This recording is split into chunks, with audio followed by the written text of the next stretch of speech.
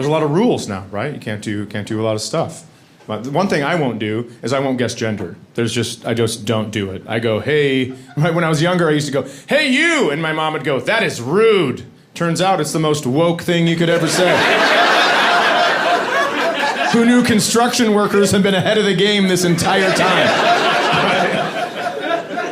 I was in San Francisco getting a coffee one time, and I walked in, and the person working had a name tag on, and it said Eric. And Eric had a beard. I don't pretend to know where Eric's life started, but that dude, I'm pretty sure he was a dude. Right? And so I said, hey, Eric, can I get a coffee? And he goes, no problem. And I said, all right, just 1 pump of vanilla, please. And he goes, yep. And then he turned around and put 4 pumps of vanilla in it. And I go, that's going to be too much vanilla. I'm going to be eating Little Debbie zebra rolls with that coffee, and that's too sweet. So I was going to say, excuse me, sir, but instead of saying sir, I freaked out and held the S, trying to think of something else that started with S till I ran out of breath. I was like, excuse me,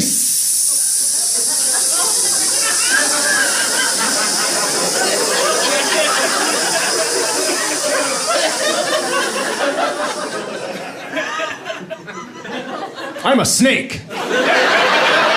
And then I left without my coffee. I'm going to retell that story in 3 chunks.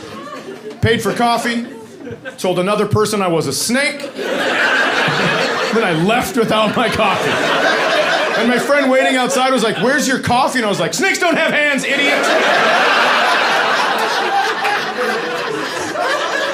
I was so embarrassed I held on to the lie for 2 more blocks. I think a lot of it is society's fault. By the way, can I recommend the next time you're worried about a personal flaw, just blame society. It feels good, because not only do you get to seem like clever and insightful, you also just get away with whatever's wrong with you. I think you'll find it's society's fault my house smells like this. Good day. Los Angeles is full of a lot of people that are very interesting. I have 4 younger than me friends who have said to me in the last several years that they were empaths. Not I'm empathetic, not I'm sympathetic, not I'm patient, tolerant, or kind, but I am an empath. Nope. I'm like Mantis from Guardians of the Galaxy. Like Deanna Troi from Star Trek The Next Generation. Like a demon from Buffy. No, you are not an empath. You had a human experience. Someone was crying. You made eye contact. Someone looked up from their phone and you were there. And my buddy, who I love dearly, said to me, no, it's more than that. It's like when someone else's dog dies, I feel it just as badly as they do. And I was like, wow, do you feel the hostility coming off of me? You getting that? Because the word you're looking for is narcissism, and you're killing me. They were all much younger than me. They were all, I'm a Gen X, the whole generational thing, I don't get it, I don't care. They never even named the generations before the boomers. And then that guy wrote the book, The Greatest Generation. They never called themselves that, by the way, just so you know. Nobody has ever said, hey, we're the greatest generation. Follow that. Because that is not how you talk to the next generation. Here's how you talk to the next generation. I'm sorry, we couldn't fix it. Please help. And they were all millennials, and I'm Gen X, and we got guff. Back in the 80s, I got guff. I was told I was a slacker. I was told that I had played too many video games. And it turned out I lived. So it's all gonna work out.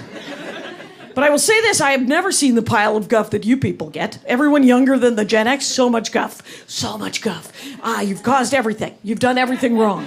My favorite thing you've done wrong, I don't know if you know this, but you don't know how to read maps. Did you hear about that? You don't know how to read them. We used to read maps all the time. They don't know how to read maps. They're always looking at their devices. They don't know how to read maps. They're always looking at their devices. I have this to say. I was there in the 80s. There was some map usage. Not as much as has been reported. We mostly use people. I would call you. I would go, I live here, you live there. How do I get there? I'd write down the directions on a piece of paper. I'd leave that piece of paper on the kitchen table. I'd get into my car and drive as far as I remember. And then I'd pull over and go to a gas station or a grocery store and call you again. Where do you live from here, I'd say. So you were not fighting a pile of Magellans. We don't know how to read the stars either. If I see a tree and it has moss on it, I absolutely never think to myself, ooh, north. I think dirty tree. Dirty. And this is strange, but my entire family and I, including my mom, are actually world champion foosball players. Yeah, thank you. And my mom is in the Foosball Hall of Fame. Yeah. But every time my mom gets a new nurse, the nurse will always ask her about her life. And my mom always goes, well, I'm in the Foosball Hall of Fame.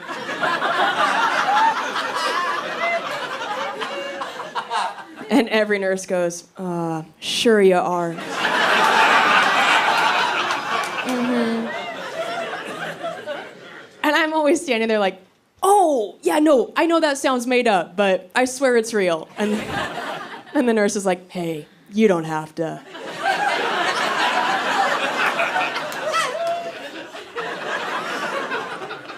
And I'm like, lady, I swear to God, I can show you her trophies, I can show you a video of her playing. And that's when the nurse starts to look at the other nurses like, oh, does the daughter have dementia too? It's like a T-Mobile family plan of dementia. It's like too weird to believe. And my mom growing up was also somebody you did not want to cross. My parents got divorced in the 90s, back when there were home phone answering machines. And before the divorce, our answering machine message was my dad saying, you've reached the Cooks, please leave us a message. And then after the divorce, my mom had changed it to her just blasting Alanis Morissette's You Oughta Know.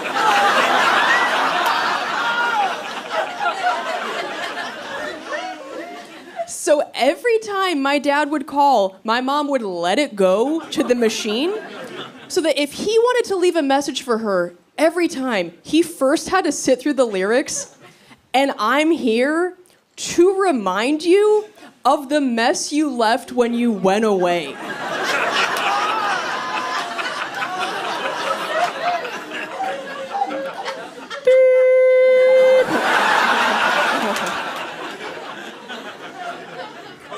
I mean, that's a bad move right there. That takes balls. Because it's not like that was just the message for when my dad called. That was the message for literally anybody who called our house. So after a while, we started to get messages from people like, hey, this is Dave from Blockbuster. And, I'm here to remind you.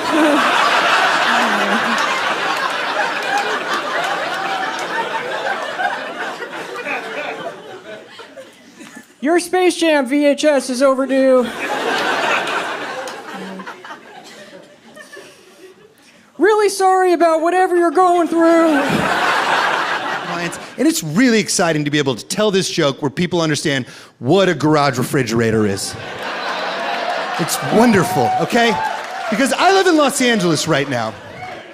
And when I talk about having a garage refrigerator to a Los Angeles audience, all they hear is 2 refrigerators. Someone must have grown up a billionaire. And I have to correct him. I'm like, oh no, you don't understand what a garage refrigerator means for most of the United States. A garage refrigerator simply means you finally got a new refrigerator. And then you said, don't throw the broken one away. That's for weird shit now. That's for things that should get cold, but if they don't, that's still okay. That's for things we don't want around the everyday milk and eggs, you know? That's for more loose deer meat in a Ziploc. That's what we're gonna put out in the garage refrigerator. Stuff from your neighbor, that goes in the garage refrigerator. You know what I mean? Your neighbor Jerry shows up, he's like, you want any of this meat? Nah, I shot him. Like, you wrecked your car, Jerry, you hit that meat, I know that. That's hit meat. I grew up with a thick Wisconsin accent, but I had no clue I had a Wisconsin accent until Siri first came out. Remember that? I was like, hey there, Siri, how in the heck are you? Hey, tell your folks I says hi. Listen, I'm looking for directions to the nearest Fleet Farm, okay? I think they got one over there by the Quick Trip, and honestly, I gotta fill my gas, okay? So why don't you get me directions to Fleet Farm, and then the Quick Trip, and if there's a Culver's in between there, I won't be mad, okay? And you know, there are a lot of other iPhone users out there, and I want you to know that I know that. So if you got to, go ahead and get to me last, okay?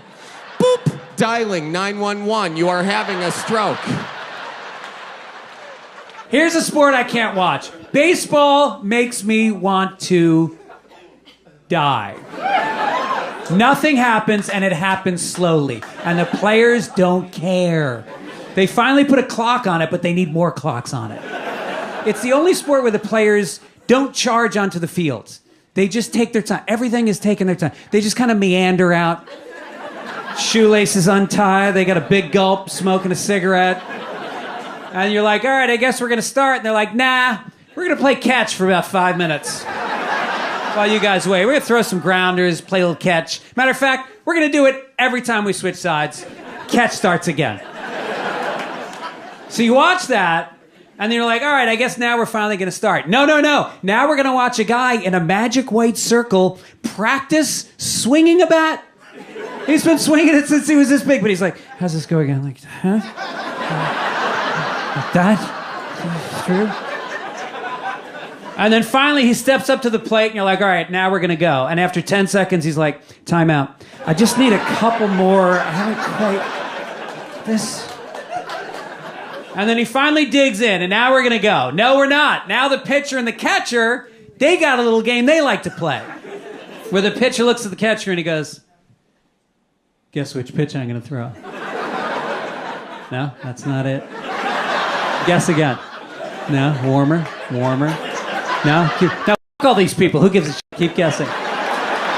Finally, he gets it right. The guy throws the pitch. Batter doesn't swing. Whole thing starts all over again. Bullshit.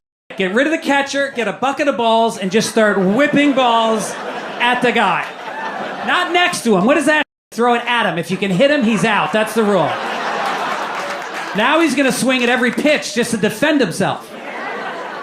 And no more resting on each base. Oh, I'm safe on the bag. No, what are you, 7? Keep running. You keep running until you're tackled by a guy from the other team who's carrying the ball. And a bat. Every player should keep a bat in their hand throughout the game. I want to see 18 guys jacked up on steroids, frothing at the mouth, swinging bats at each other. That I would watch every night. I'm falling apart, and I know what it's from. It's from Little Debbie Zebra Rolls. I've ruined my body by eating a mass-produced snack cake. That's the decision I've made. But they're amazing. They're so good, and some of you might be thinking, oh, I love Little Debbie Zebra cakes. Not what I said. You can shove the cakes up your ass. Figuratively, of course, because they're hexagons. Can't shove a hexagon up your ass, and if you can, you're doing Kegels wrong. In my opinion, Little Debbie Zebra cakes, it's not enough cake and it's way too much frosting. And the frosting is plasticky, so it gums up on the roof of your mouth, and you have to try to scrape it off with the back of your tongue. That makes you look like an idiot, because that's how they made animals talk in the movies. Where's your mom? We'll find her.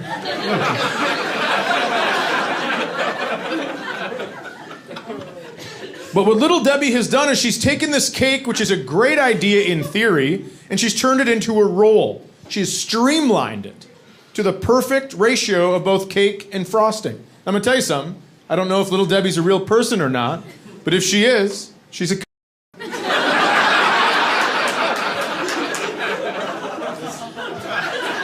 It's a tough word to say when you're at half capacity already. Right?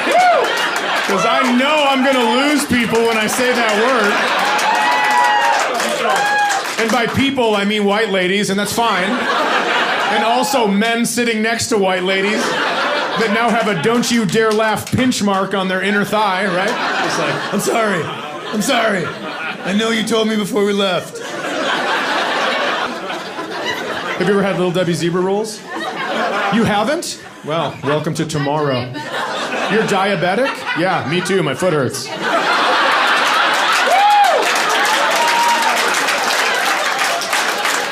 I would rather hop on one foot for the rest of my life than give up Little Debbie zebra rolls.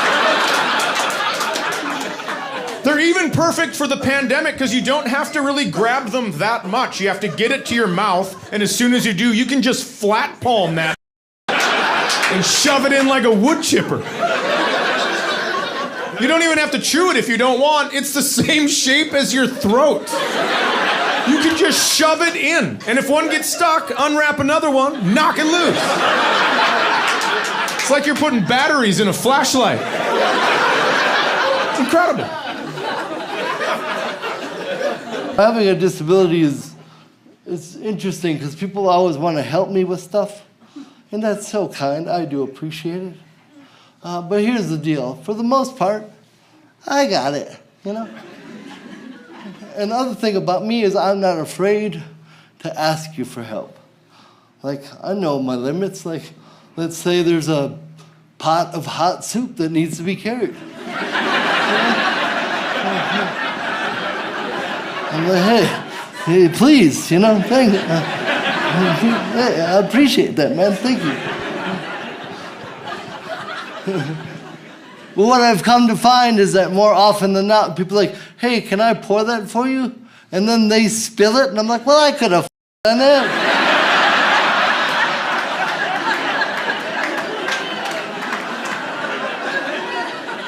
And you robbed me of my independence.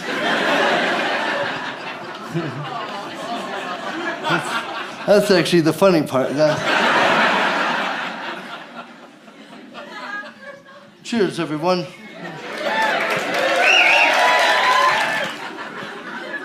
Yeah, this right arm, he's a busy boy over there. Very busy appendage, for sure. It's like living with a raccoon or something. Nice. Yeah, the sun goes down, he got some shit to do. He's over there scurrying around. I still don't even know where he got the watch.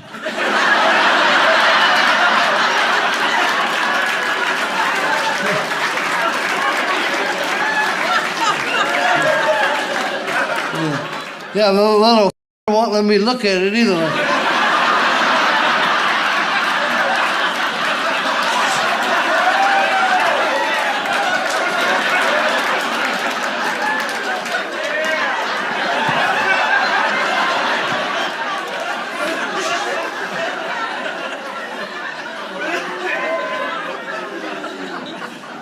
Like at night, I'm trying to sleep, and this thing is just up, you know, just writing emails. You know.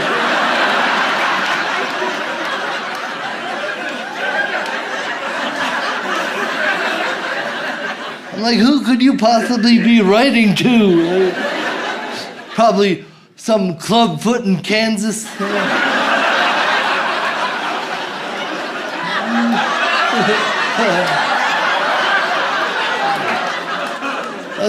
That's a pretty hard correspondent right there.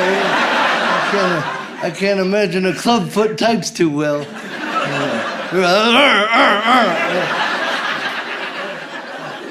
I don't know why I say this shit, man. I've been doing comedy pretty much my whole adult life. I did have one day job out of college. I worked for 6 months at a day program, which is basically a daycare for adults with severe mental and physical disabilities. And, you know, I really have had so much help in my life. So my thought was like, let me go back in the world and give some of that back. And I worked there for 6 months, and that is because I couldn't take anymore.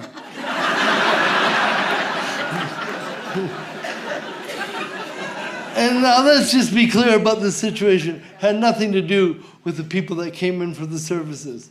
The problem is, every morning they would come into the facility on the short bus. And I gotta tell you, there was nothing that I could do to convince the driver that I worked there.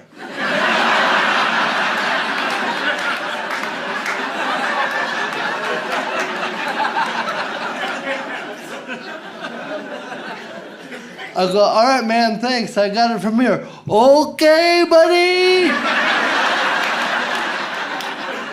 Who's a good helper? Who's a good helper? You're a good helper. Why don't you go inside? Go get a person.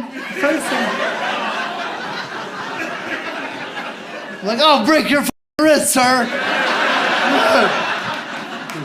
All my new coworkers just looking out the window, laughing their ass off. Send them out again.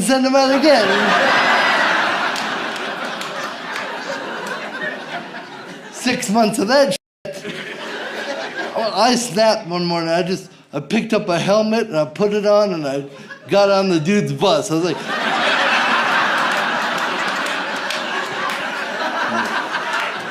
take me home. I'm done here, I'm done. And now I do comedy.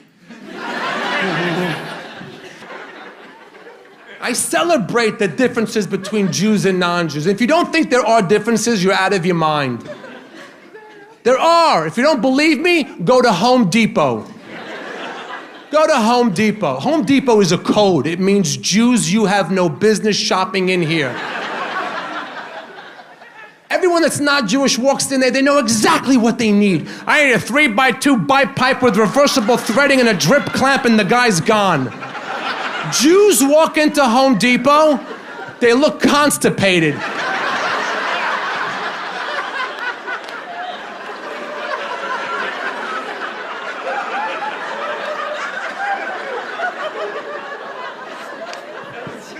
And then a half hour, does anybody work here? Does anybody work here out of pity, out of Rachmanis? They come over to help us. What are you looking for there, Jew? And we have no idea what the stuff's even called. I'm looking for the thing that goes inside. It's the piece that goes in before you put the other, you screw in the piece that's in. Oh, an anchor, that's it, an anchor. Beth, it's called an anchor. Yes, my neighbor, the guy, is gonna help me put shelves up, which is one of the nicest ways to use the word guy. Here's the thing. I love that kid so much. I really do. But at the same time, and I'm 100% sincere when I say this, I also resent her. I really do. Because she's rich. She's a rich kid.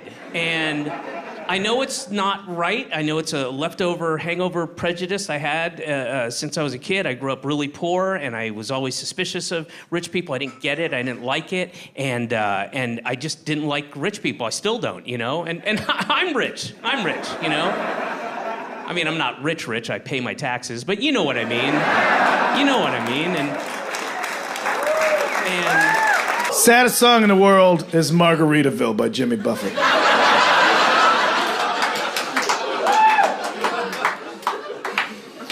But not Margaritaville as it was written. You got to think about what Margaritaville is now. Because now Margaritaville isn't a fictional location where some made up, relaxed dude like, I guess I screwed things up, whatever, que sera. Ooh, thatched roofed huts, white sand beach, I'll get over it. No. Margaritaville now that you know it's a real brick and mortar restaurant that sits in the parking lots of shopping malls throughout the country. If you listen to the lyrics of that song, but that's the setting, that's the darkest shit you've ever heard in your life. Not some fictional island that's in the Caribbean. How do we get to it? Stolen jet boat? Maybe one of them airplanes that has hot dog buns instead of wheels, so it can cruise right up onto the beach. No, Margaritaville number 218, St. Paul, Minnesota. Let's say early February. It's the tail end of a lunch rush. It's a community college dropout behind the bar just wiping off laminate menus. And there's a man sitting at the bar by himself, openly weeping into a basket of coconut shrimp.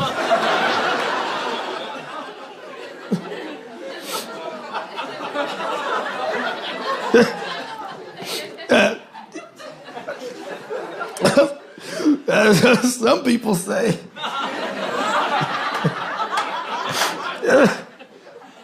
that's a woman to blame.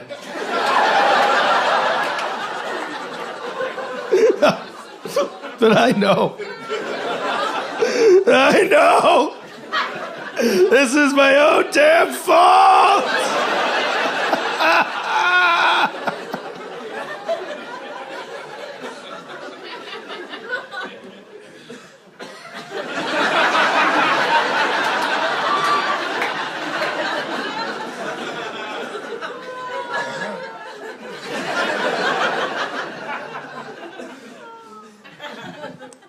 Hey, Terry, you want to get your together? There's families in here right now, bud.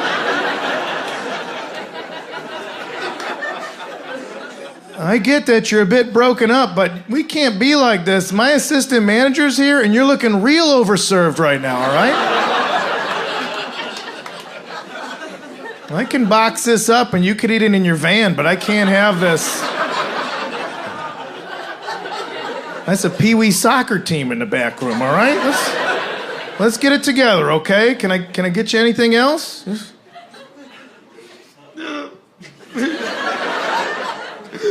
I'm just looking for my lost shaker of salt.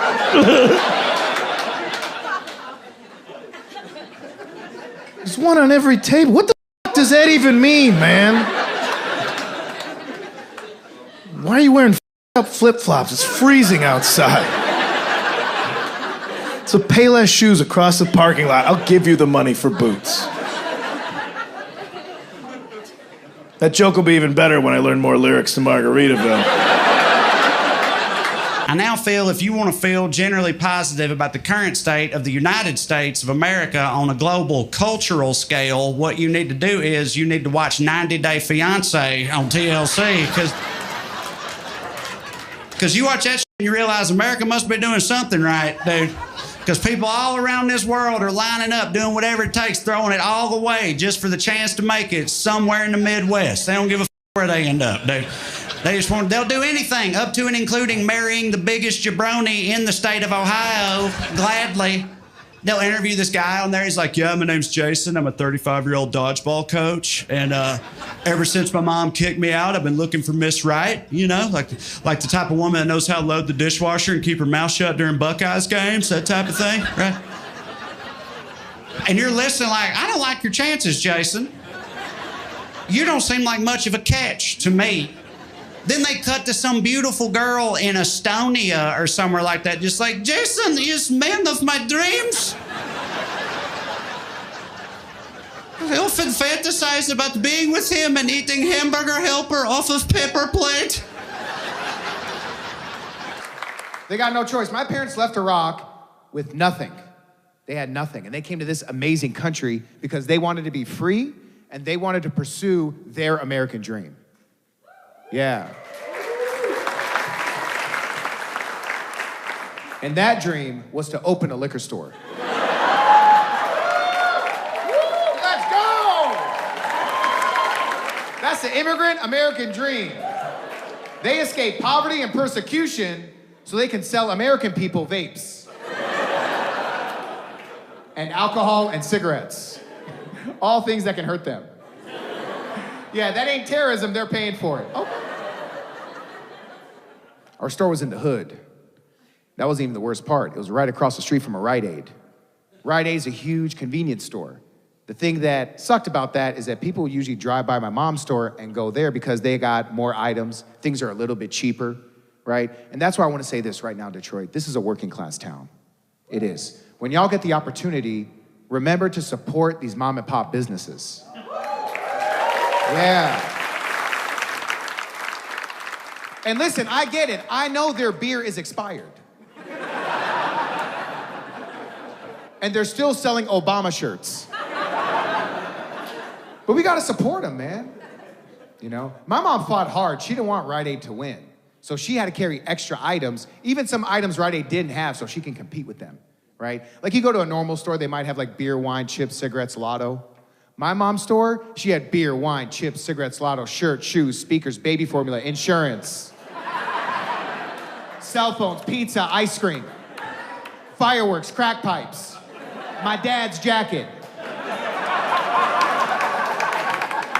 You name it. We had everything. Customers would be hella confused.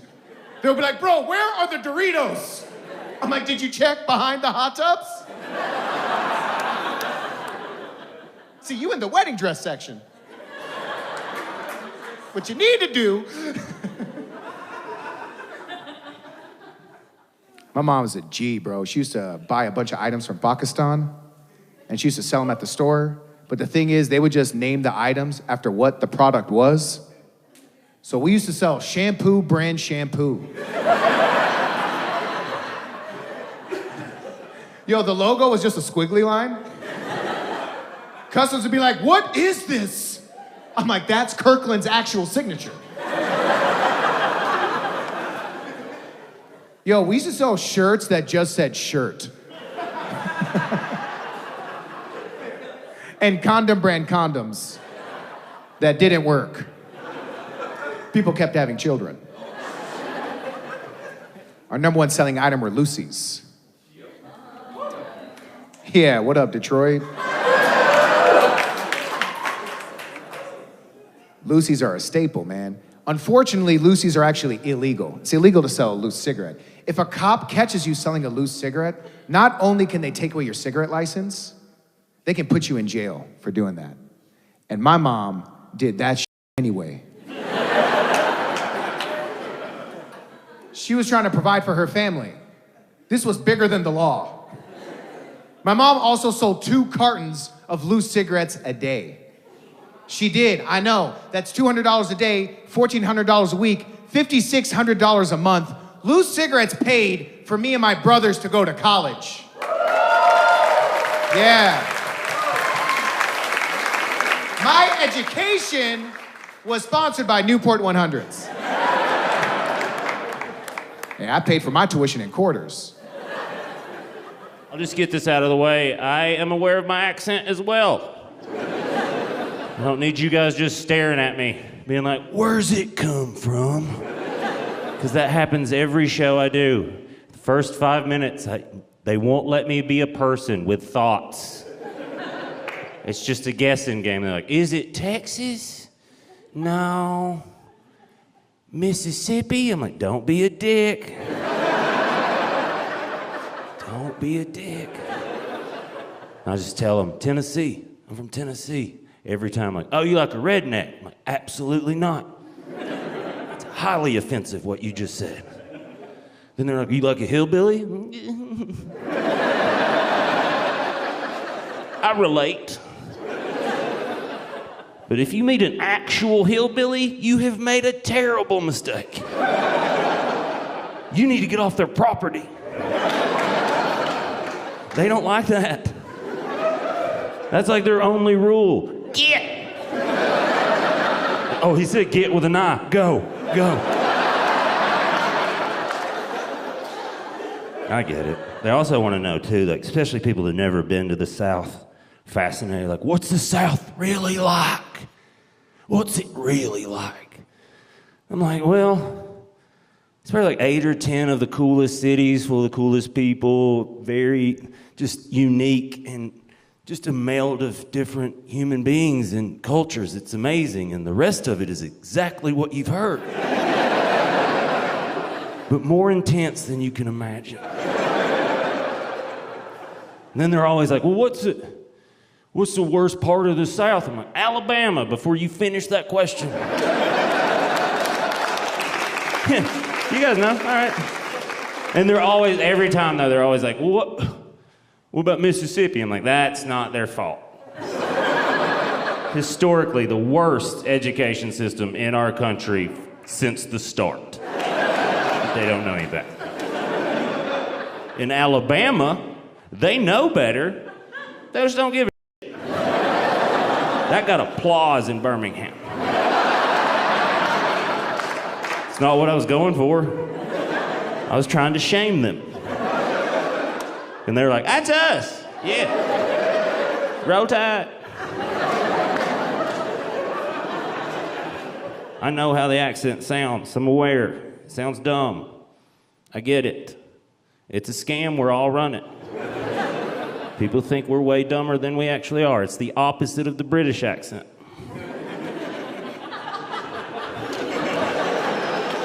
Think about it. Yeah, they sound smart, but if you listen, you're like, oh, you're dumb as hell. I get it. There's certain words I shouldn't say.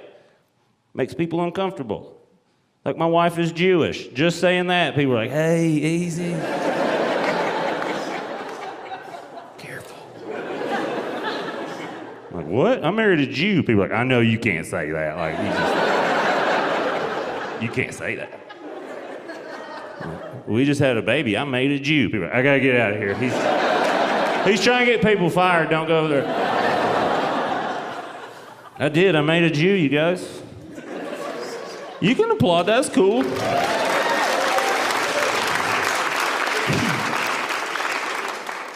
would have been weird if you kind of applauded and then didn't. You guys came through. I didn't know growing up I could make a Jew. I didn't know.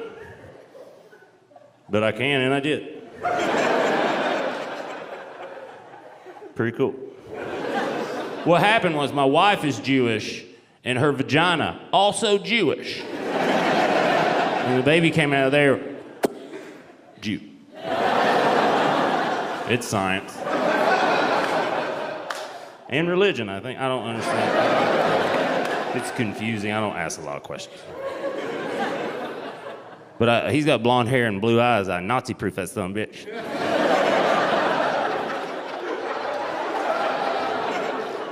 You can laugh out loud. That's a good thing I did. You guys can enjoy yourself here at the comedy show. Feel free.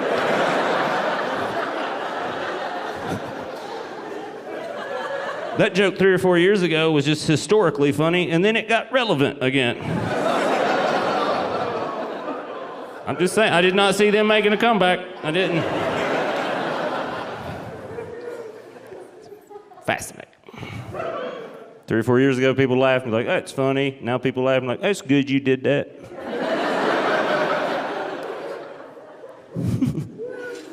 I get this question a lot because I sound like I do and then I say the stuff I do. How'd you get that way?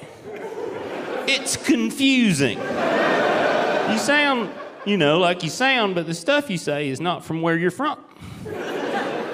Like, I had to evaluate it, and it's like, I think it's because my parents are pretty cool people. Like, my dad's a football coach and teacher.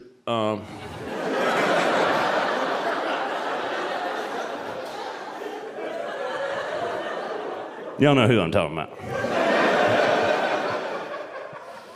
I called him before he retired like a couple years ago. I was like, hey man, what do you do during the day? He's like, you need to mind your own business is what you need to do. Yes, sir, coach. My mom's an English teacher and a maniac. That's what she does. Sure, her name is Storm. Yeah, that's weird, right? I was in my 20s before I was like, that is weird. Because when you're little, you're just like, I guess everyone's mom's named after an American gladiator. That's how it is. That's Steven's mom, Laser.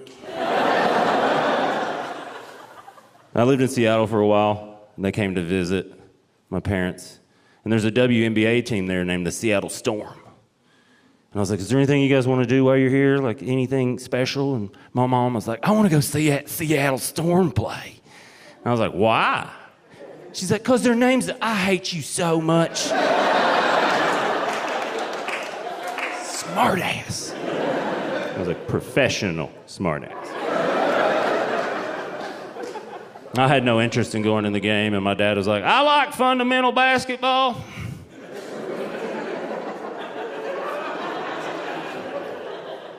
You gotta listen to him, he's kind of mean. So I got them tickets, they went to the game, they came back.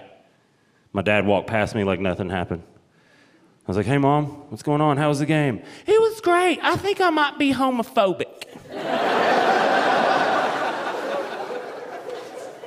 What happened at the game?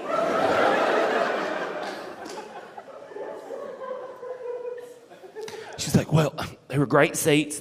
Thank you so much. We're down close, and action started happening. We were having fun, and then there was like a timeout, and then there were a lot of lesbians there. I was like, you don't have to whisper that word. That's their preferred word. She said, okay. Well, there are a lot of, I can't not whisper it. I don't know why. I was like, okay, there are a lot of lesbians there, Mom, yeah. And she was like, yeah, and then when there's the timeout, they'd all start making out and like their tongues going everywhere. I was like, oh, I don't like this. I was like, huh. Well, if there had been a bunch of straight couples there making out during the timeout, would that have bothered you? Yes. Stop making me see your tongue in public. I don't like that. I'm like, oh, Mom, you don't like public displays of affection, PDA. You're not homophobic. And she was like, oh, thank God.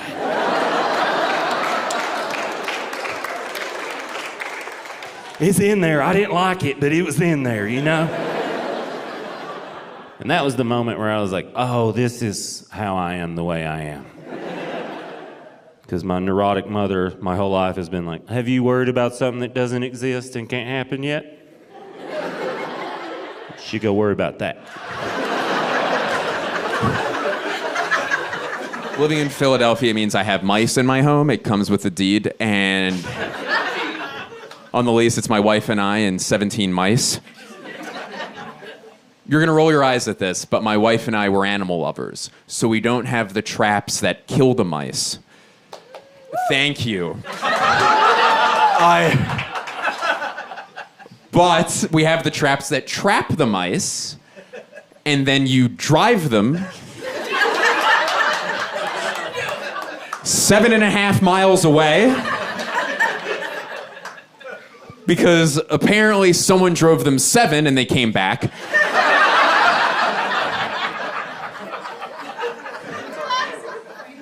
One of the most degrading trial and error situations, I would imagine. So you rehome them. You rehome the mice. That's what you do. And it's weird. I've been working my entire life to become a professional stand-up comedian, and now it turns out I'm just an Uber for varmints. That's what I put on my taxes. Uber for varmints. I have 20,000 dependents spread throughout the city. They say it's the humane thing to do, though, not to kill them. What they don't tell you is how weird you look when you drive into a random neighborhood, get out of your car, and then just release mice into it.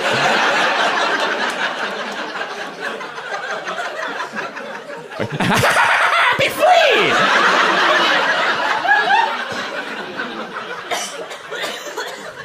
I did the other day while school was getting out, and this little girl turns to her dad, and she goes, oh my God, Daddy, is that a wizard?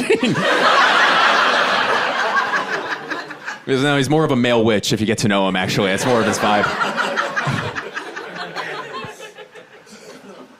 I've been going down to this place called the Jersey Shore a lot since I moved back to the East Coast. If you don't know what it is, it's like the beach where people from Philly and New York go. And there's a place in particular that I've been going. It's called Ocean City, New Jersey. And yes. And I've been going, like, that's going to have to be cut out, what I just did. We can't have it. Oh. they blur it out, you know, it's so humiliating. Like, oh!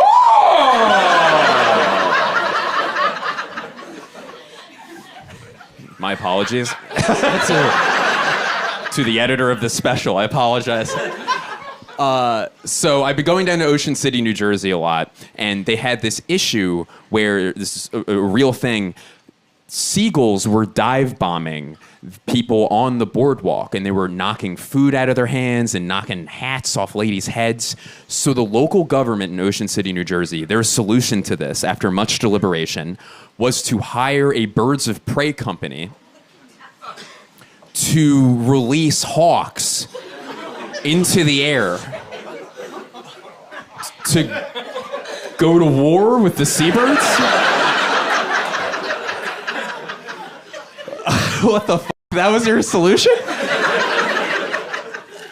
And one of my favorite things to witness in life is this thing that I call the I f***ed up at work walk, where you messed up at your job and you have to tell your boss, and you're not going to get fired, but he's going to be a real piece of about it. So you're kind of just trudging, you know, you're bummed out. And I saw a guy doing that on the boardwalk, and I will paint a colorful description as to what this man looked like. In his one hand, he had a little hood. How little? You might be wondering.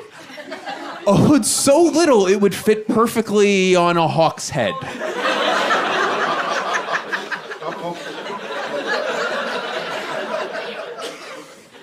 And on his other hand, he had a big, scary, thick leather glove going up to his shoulder. And this next part, I feel like I actually don't have to say because you're probably already picturing it in your head, but just in case I'm missing some people, long gray ponytail down his back. You saw it? We saw it. We all saw it. And this guy's trudging. And he goes up to his boss, who looked exactly like him, except his long gray ponytail was like 6 inches longer, you know, to show rank.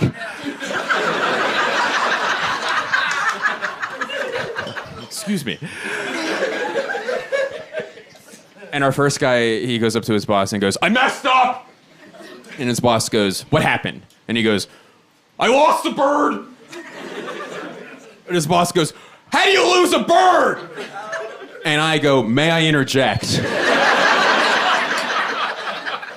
It's a bird. I would imagine, is it the wings? Did it use its wings? Its God-given wings? Oh, okay, it flew away, you idiot. That's how.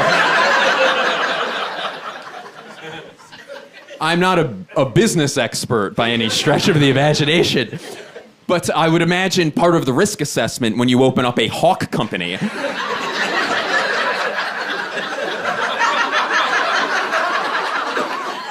some of them are going to fly away. They're going to fly away. Hey, you lose a bird. Oh my God, it hit me over the head with a fish, stole my iPhone, hailed an Uber, and drove away. When Monroe was 2, she did something that I will never forget. She did something that will make me afraid of what she's capable of for the rest of her life. She was 2, she was really into binkies. Like, really into binkies. And if you don't know what a binky is just a pacifier. But really, it's baby smoke. Like a baby vape pen. That's a good analogy, you know, if you've seen a kid who really needs binkies, or if you've, seen somebody who's like a chain smoker. It's the same kind of personality. Like if they don't have their drug, they get really just tense, really just, negative, pessimistic. And like with the smoker, they first get that hit if they had no cigarettes for like 8 hours, they get real relaxed, positive, way cooler to be around. Same with the kid who needs a binky. No binky, she was just, really frustrating. Just like, no, I'm not tired! No, I'm not tired! No!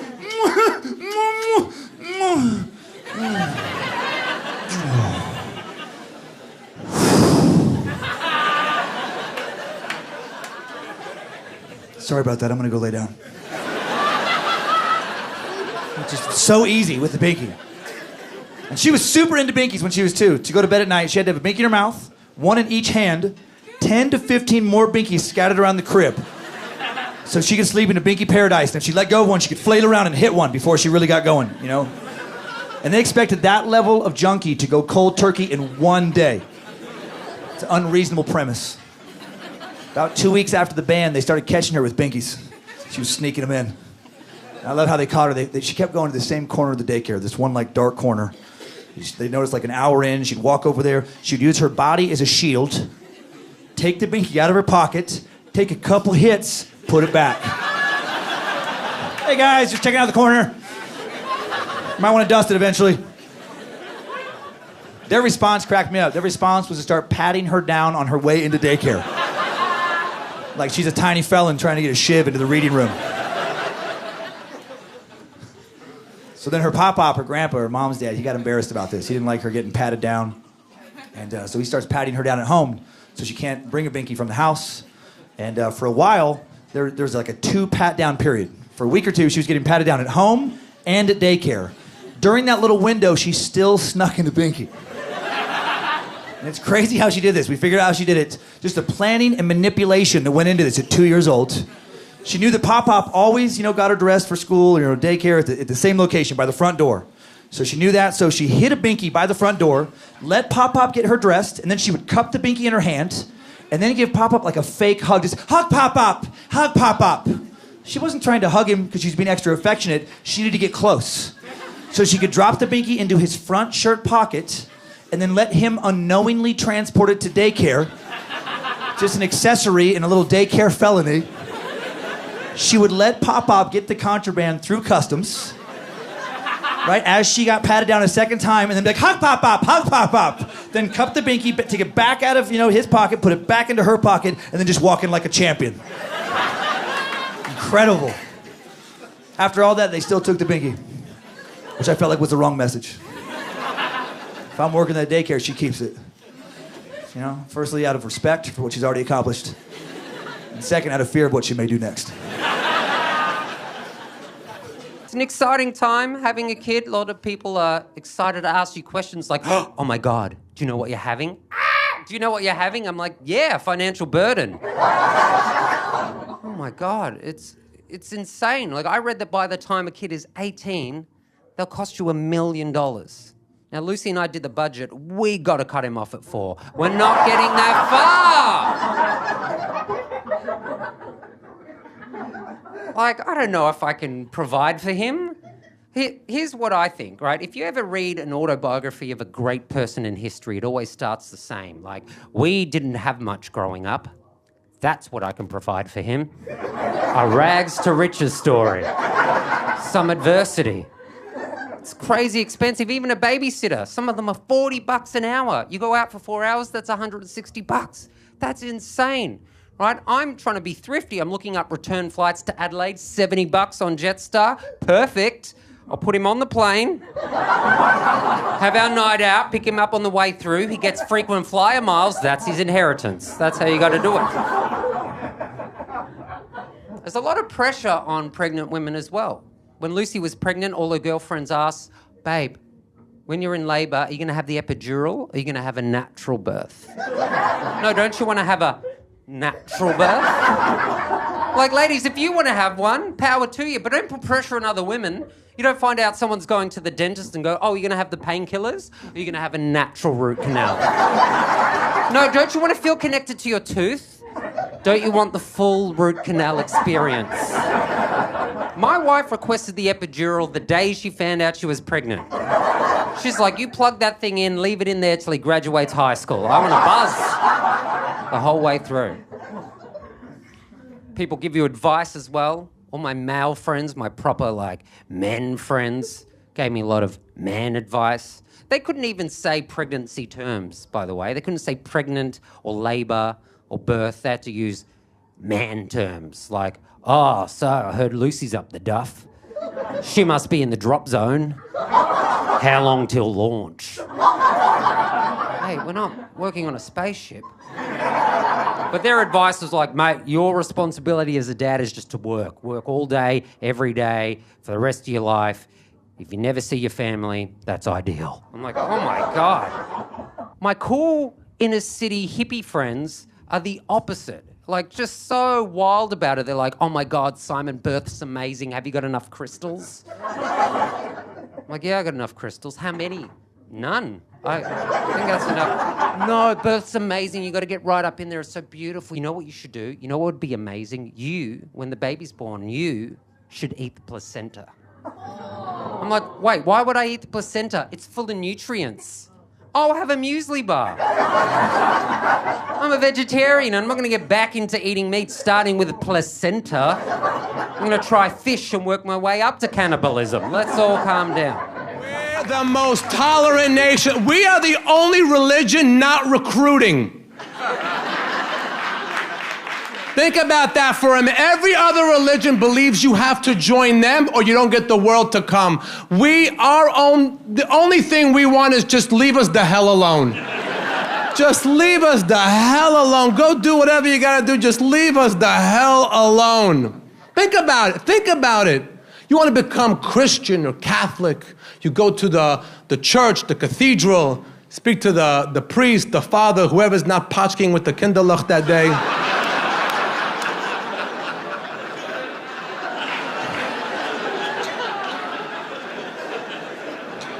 You say to him, I want to become a Christian. In 2 seconds, oh, he died for your sins. He loves you. He's a cookie you wouldn't give your dog.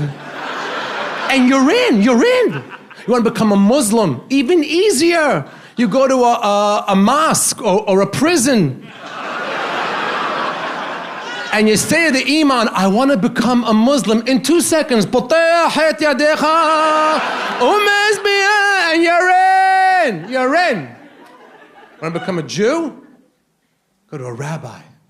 Hey, rabbi, I want to become a Jew. What's the first thing he says? No, you don't. The chutzpah to tell the guy, no, you don't. But they come again, really, rabbi, I want to become a Jew. It's not for you. And if they really, really, really want to become Jewish, they have to spend a whole year almost keeping the Sabbath. Like most of you.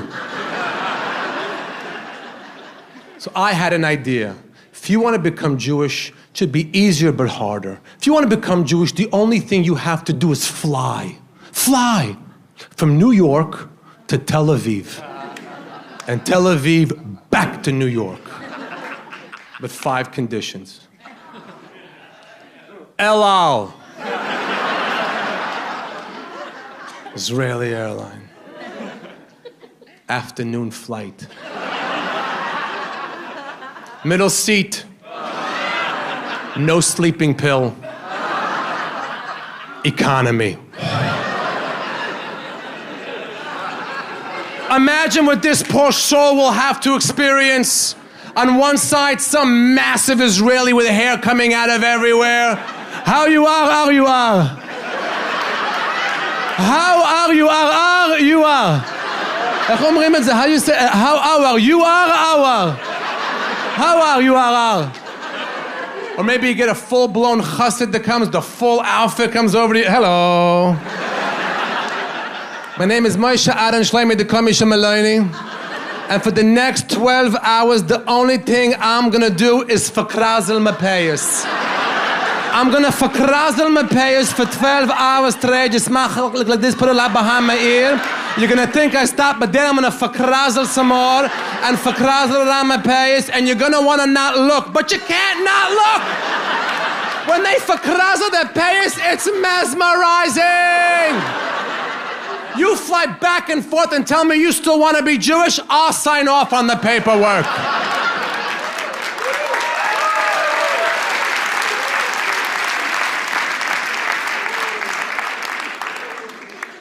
You could be any witness that you want to be. I started doing comedy in Ohio when I first started. My friends and I, you're always a broke person as a comedian, looking for ways to make money. Well, my one friend told me about this thing where you can sue somebody on court television, and the court show actually pays whoever wins, and it doesn't go on anybody's record. So we started just making up cases to sue each other, and then just split the money and make sure the plaintiff wins. I was a witness on Judge Alex.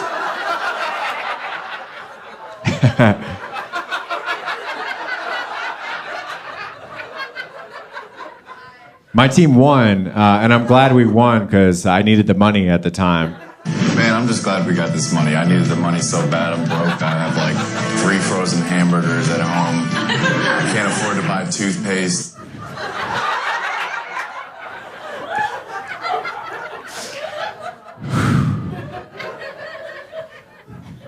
You could be any plaintiff that you want to be. I was on Judge Joe Brown as a plaintiff.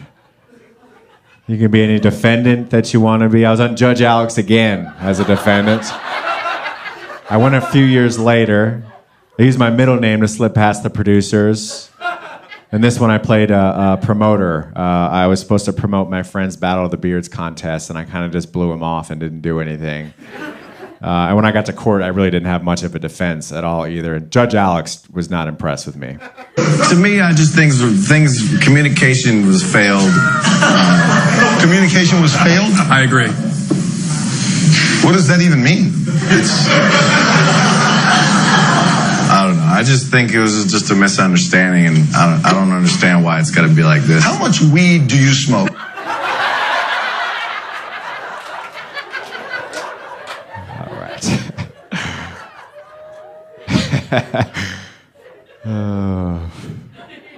You could be any journalist that you want to be.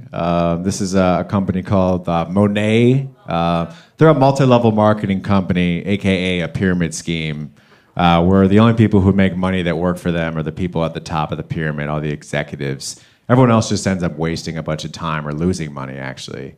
In addition to being one of these companies, they're also been known for making people lose their hair. Yeah, they have like skin products that were making people lose their hair. So I emailed them and pretended to be a reporter from a newspaper I made up called the Coloradoan Times.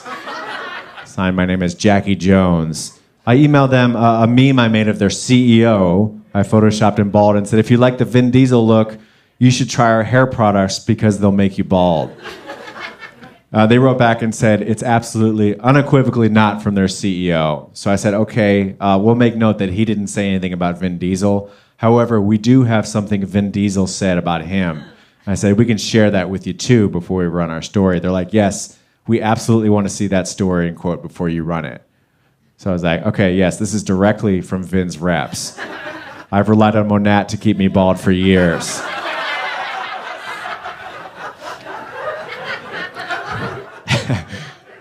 So after this email, the next email I got was from their lawyers. And they sent me a multi-page demand letter. It mentioned Vin Diesel like 6 times. And they said that you can tell it's not their CEO by a simple Google search. They said if Jackie or the Coloradoan Times publishes this, they'll take swift legal action. And then they gave me a deadline to confirm that I won't publish this. And then they said if you have any questions or want to address this issue further, please contact us or have your attorney do so. So I had my attorney do so.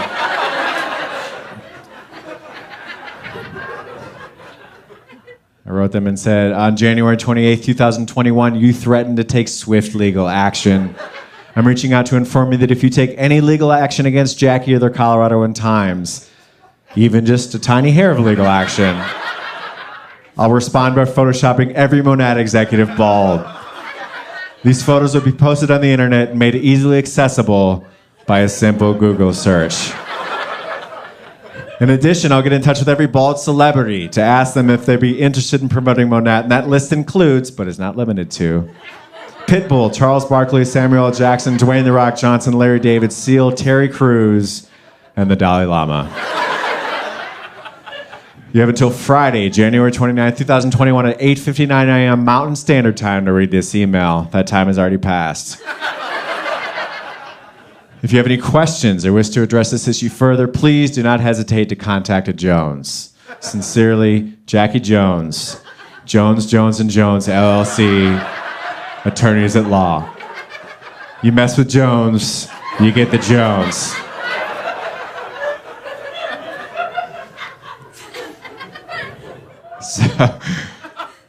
So I shared this online, and someone saw it, I guess, and then they sent me a link to a Zoom party that all of the executives, all the people at the top of the pyramid at Monat were having together. So I joined as Trey Angle. And it got a little awkward in there. And I see one face I don't recognize. Who is Mr. Angle? Hey, I'm Trey.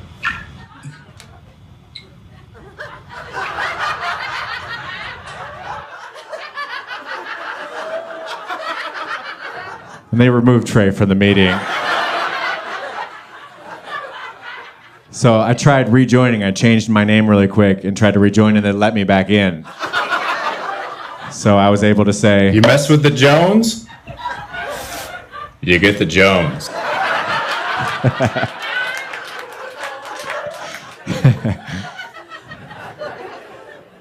You could be anything. I had this one class, grade 5s. I hated this one kid. Man, I felt like hitting him. You're not allowed, though. That's not allowed. It's frustrating, because it used to be allowed. Sometimes I think teachers should seriously, the way kids are today, they should get a one-hit pass at the beginning of the year. You get to use it once, one hit. That way, before kids will swear at you, they'll think, I wonder if he's used his pass yet this year. Before I act like a moron. Then if you don't use them one year, you get to collect them like sick days at the end of your career. You can walk around whacking kids when you're 65. Don't go near him, man. He's nuts. He's got 35 hits left. Don't go near him. Ridiculous. You can't hit him. Billy was just hated this kid. Then I realized one day, you know what? There's nothing that says you can't hit him if you play dodgeball with him. That was the best thing I ever figured out in all my years of teaching. Every day we would play dodgeball. I'd use tennis balls too to speed it up a little bit. Sometimes I'd keep them in the staff room fridge in case it got hot. And I would pick teams. I'd be like, all right, playing dodgeball again. So we play this every day. Yeah, well, you're a every day, Billy, so. And I would pick teams, right? And I'd always try to be unbiased, but it was, okay, Billy, you're on that side. Yeah, face the wall over there. Good. Good luck today, okay? And I'm going to go on this side. I'm going to be on this team. I'll be the captain because I'm the best player. And the rest of you go wherever the hell you want. I don't even care if you stay in the gym. You go home for all I care. We don't need witnesses for this game of dodgeball.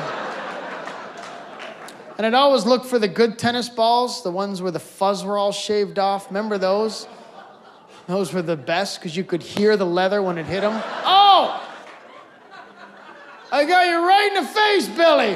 Wow! Where are you going, Billy? You're not out. No, it's above the neck. You're okay. Come on back. Yeah. You're still alive. Clap if you have kids. Okay, now clap if you don't have kids. Okay, you don't have to celebrate that you don't have kids. I just wanted to know how many people didn't have kids. You don't have to. It's okay. I mean, it's a lot of fun tonight, but you're gonna die alone. But no, it's fine. It's okay. Whatever. Like, do whatever you want. No, we already blew it. But no, I have a 5-year-old, and he's great. But he's in that age. He have a lot of energy, and kids of that age, there's two ways to stop them. You know, morphine or the phone. You know, and you know that the phone is bad for them. You know that it's poison for their brains, but it's so effective. You know that if you give a kid a phone and you, I don't know, take a walk for 3 days, and you come back, he's gonna be in the same spot, and he's probably gonna learn how to fish or something, you know. But I know that it's bad for him. I know, but at the same time, you have to find a balance in life. You know, you know that every minute I have the phone, he's getting dumber and dumber, but you have to be okay with it. You know, it's like, well, he's not gonna learn math, but I'm gonna finish this movie. You can't have everything in life, you know. I don't like to give him the phone, but sometimes we have done it. We were at a restaurant the other night, and we were like, okay, 5 minutes. You can have the phone for 5 minutes. And of course, they go to the darkest places on the internet right away.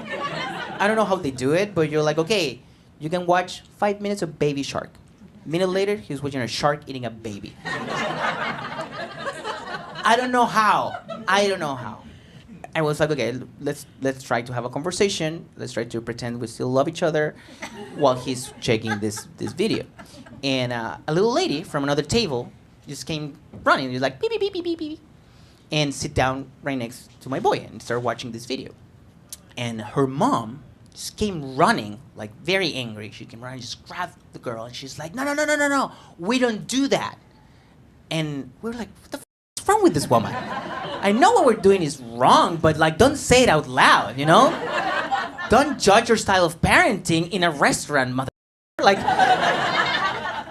and I look at this woman's face, and she was like the Oscar-winning actress Anne Hathaway. And I was like, calm down. It's not the movie The Princess Diary. Of course I didn't say that. I was like, thank you for looking me in the eye. Please insult me more. So stupid. I think kids of that age, they're so weird because they don't share any information about what's going on in their lives. You know, like in school specifically. Like every time I pick up my son from school, I'm like, hey, how was your day? And he's like, I don't remember. And he's like, how? I mean, you should remember everything. You're a kid. I just pick you up, and your brain is new. You have so much storage in your brain. But he's like, I don't remember. But the weirdest thing is, like, 3 hours later, he shared a piece of information about his day with no context. You know, we're doing something else. I don't know, we're having dinner. And he's suddenly like, Ryan cried.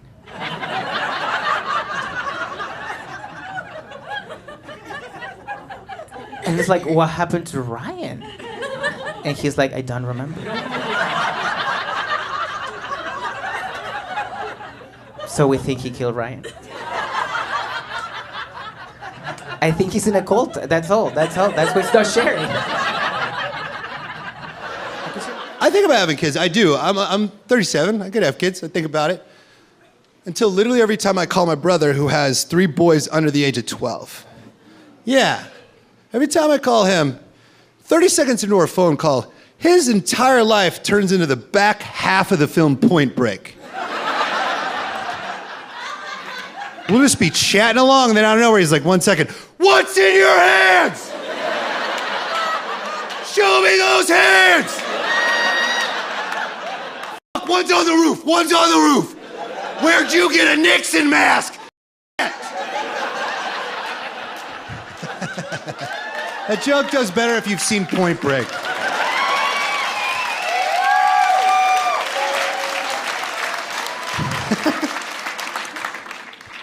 I think it's crazy how quickly in life we separate children on whether or not they have a chance at life. We do. You may be like, what do you mean? What I mean is reading groups. That's when there's 6 and we're like, split them up. These are the maybes and these are just keep them busy.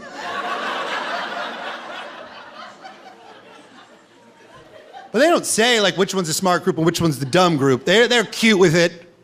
They're like, you're the red group and you're the blue group. But even at 6, you know. You're like, shit. My group loves glue. We can't get enough of this stuff. We're doing like glue charcuterie, you know? Like, why don't you take the glue stick, dip it in some wet cement? Yeah, it freaking rocks, okay? Maybe we should read a little bit. And they're like, we would, but remember how last reading we glued all the books shut? Damn it! We did and it rocked. It was fun. I remember one time, Our teacher went to split it up. She's like, red group over here, blue group over here. And my buddy was like, we're not the blue group, we're the glue group, right? And I was like, no. We shouldn't be proud of what we're doing. We should be ashamed. This story is just dedicated to the fallen brothers of the glue group. A lot of them aren't here anymore. Yeah, they blew up a lot of garages. Yep. They went out doing what they did best, guys. Just not reading instructions at all. I try and be a real parent, right? And what I mean by that is try and be real. If I'm a little bit selfish during the birth of my child, I'll tell you, but I'm never going to claim to be perfect. I hate fake social media parenting. Make it seem like they're amazing parents. And what they do is they do this thing where they say things their kids have said. They post things that their kids have said. Oh my God, my son just said this and this is mental. And it's always some like socially conscious woke point that this 3-year-old has made. And you know that 3-year-old didn't say it because you met that 3-year-old. And that 3-year-old is a fucking idiot. Last time I saw him, he was eating a pair of socks with a knife and fork and wearing potato waffles on his feet. So I don't know if he's making statements like that. You know what I'm talking about? It's parents who will say things their kids have said, so you think, oh, you've raised them so well. And then they blow up. These posts blow up. You know, some woman, you know, being like, was driving my daughter through Belfast earlier, and she said to me, Mummy, can I ask you something? And I said, darling, you can ask me anything. In brackets, that's a relationship we have. She said, Mummy, is that a man or a woman in the car beside our car? Is it a man or a woman? Because I'm not sure. And I said, yes.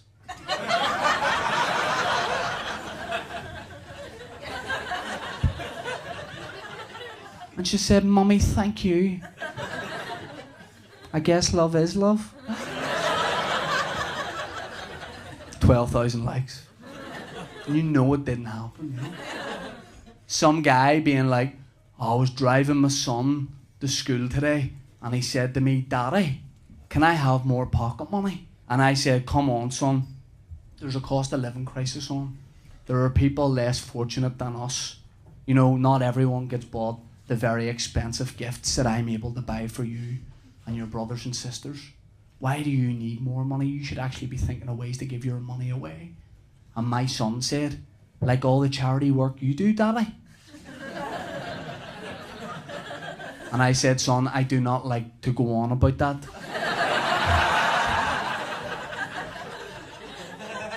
And my son said, but Daddy, did you not do that abseil down that hotel in 2002? With your bad back, that must have been so sore. I said, son, shush. I said, son, why do you need more pocket money anyway? And he said, well, Daddy, I don't think we should just stop at walking a mile in the shoes of asylum seekers. He said, Daddy, I need more money because I want to buy shoes for asylum seekers. Daddy, I want to buy a pair of memory foam Skechers for a Syrian immigrant. That's what I want to do, Daddy. My wee man. He's 7 months old. You know that didn't happen because kids don't talk like that. My kids don't talk like that. If I tweeted and posted what my kid said, my 3-year-old, it would not go viral. It wouldn't change the world because he's not this like political-minded, woke guy. My 3-year-old just talks like a 3-year-old. I can't tweet this. My son said to me recently, I was driving him in the car. My son said, Daddy, can I ask you something? I said, yeah, mate, what do you want to know? He said, Daddy, being serious, do you think anyone has ever pricked their nose so hard that they died? I said, I don't know, we're looking that up. Let me tell you, we're looking that up when we get home. That is a cracker. Imagine. My wee man. You want to learn them stuff as well? Want to be a good teacher for my son, but you don't always know the answer straight away. I was driving my son recently. My son said, Daddy, can I ask you something? He's 3. I said, what do you want to know, mate? You ask me anything, I'll tell you the answer. He said, Daddy, see all the seas in the world? Is that all one sea, Daddy, or is it all wee different seas? I said, what? What? What?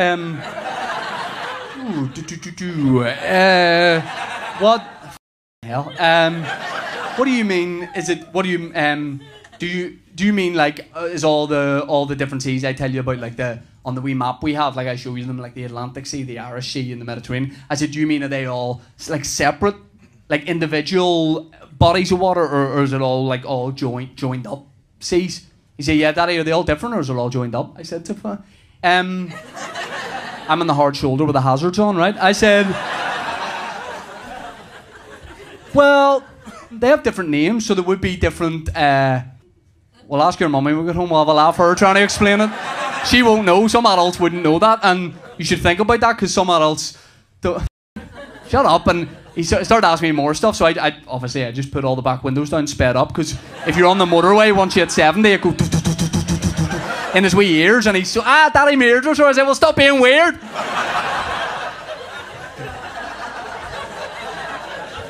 Like you guys know the answer. Yeah, it's a big giant sea. All joined up. Wouldn't be possible. One kid smoked pot every day. Unbelievable. Pot. This kid would smoke it every morning, 9 o'clock, first period. Walk in stoned every day like I'm stupid. I can't tell you're stoned, it's 12th grade. You stick out like a sore thumb. Teachers aren't idiots. Then I thought about it. I think the only grade that kids could have smoked up before class and walked in without getting caught was kindergarten. That's the only grade. Think about it. You could have smoked up all you want before kindergarten. Stormed into class. No one would know. It took everybody an hour and a half to get their coat and boots off. You smoke up all you want. You'll be taking forever to get your boots off. So would everybody else. You'd be like, God, everybody's smoked up today. Look at this. Who's the dealer? Imagine being stoned at the age of 4. That would be hilarious. Trying to get that piece of crap $8 snowsuit off. Remember this thing from Kmart? Had one zipper. Started at your forehead. Couldn't breathe for the first 3 minutes of the day. Got stuck 15 times. You're stoned out of your mind, walking around going, God, it's hot. It's hot. It's June. Why am I wearing a snowsuit? This pot is screwing up my ability to recognize the seasons. What kind of crap zipper was that? One zipper. When only the left leg came out, remember? It started up here, wrapped around a couple times, in case it wasn't on tight enough, we'll wrap it up. And then only the left leg, that's how it was made. People making it were like, let the little potheads figure it out. We don't need 2 zippers. So you're stoned out of your mind and you can't get it off. You're like, I can't get the right leg out. And you're dragging around your snowsuit. You think it's a dead body because of the pot. You're like, well, there's a dead body. You're getting tired. That's a great grade to be stoned. Miss, I'm tired. When's our nap? Oh. Did I miss snack time? I'm starving. I'm so hungry. So it's great. What can I say, man? I'm a relic, you know? I drink milk. I still drink milk. You know? And people judge me for it, but I'm from the generation where milk was healthy, you know? Milk, it does a body good. Pass it on. How's that go? Build your bones so you can grow. Milk's got calcium, don't you know? It does. Yeah, that shit never leaves you. And I know that there's vegans here, and I'm very supportive of vegans. I'm not one of these people who's critical of a vegan lifestyle. I think it's great. I think it's actually quite noble, but I sing that and it never left my head, and vegans go, oh, well, that was Dairy Council propaganda. That was milk propaganda that they fed to you, and milk is not healthy. So much so that now people actually think that milk is unhealthy, and when I go for a latte in the Lower East Side, and I say, can I have a latte? They say, oh, what type of milk would you like? And I'm like, really? I have to say what type of milk when I just want regular milk? It literally says dairy alternatives on your screen, but I don't want the alternative, so I thought you would just assume that I want regular milk. Unless I didn't want regular milk, then I would tell you what other milk I want. So I say, oh, regular milk. And they're like, are you sure? And I'm like, am I sure? Am I resetting my iPhone here? Yeah, I'm pretty sure I know what I want. You know, so then I posted that bit online. I actually posted that bit online I just did before, and the vegans were the aggressive vegans. Not all vegans are aggressive, but there's a militant wing of veganism, and they were hot in my fucking comments, and 50% of them said, we're the only mammals that drink the milk of other mammals. We're the only mammals that still drink milk after we've been weaned. And I'm like, oh, you think that's gonna turn me off milk? You're comparing us to other mammals? There's a lot of other we're the only mammals that do it. You know, like cooking, fire, and Taco Tuesday, and colonoscopies. And Tylenol. Been reading a lot of children's books. I don't know the last time you've read the Curious George books. Very disturbing. Let me remind you, right? So there's a man in a yellow hat, right? And he steals this monkey from Africa. Where in Africa? Oh, just Africa. You know, Africa City, Africa, all right? Steals this monkey, brings it back to America. To put in a zoo or a sanctuary? No, to live with in his apartment. Where the monkey goes on a bunch of adventures / attempts to escape his captor. And this man has the audacity to call this monkey curious. Yes, I would have some questions as well. Who are you? Where am I? Why do I understand English for no reason?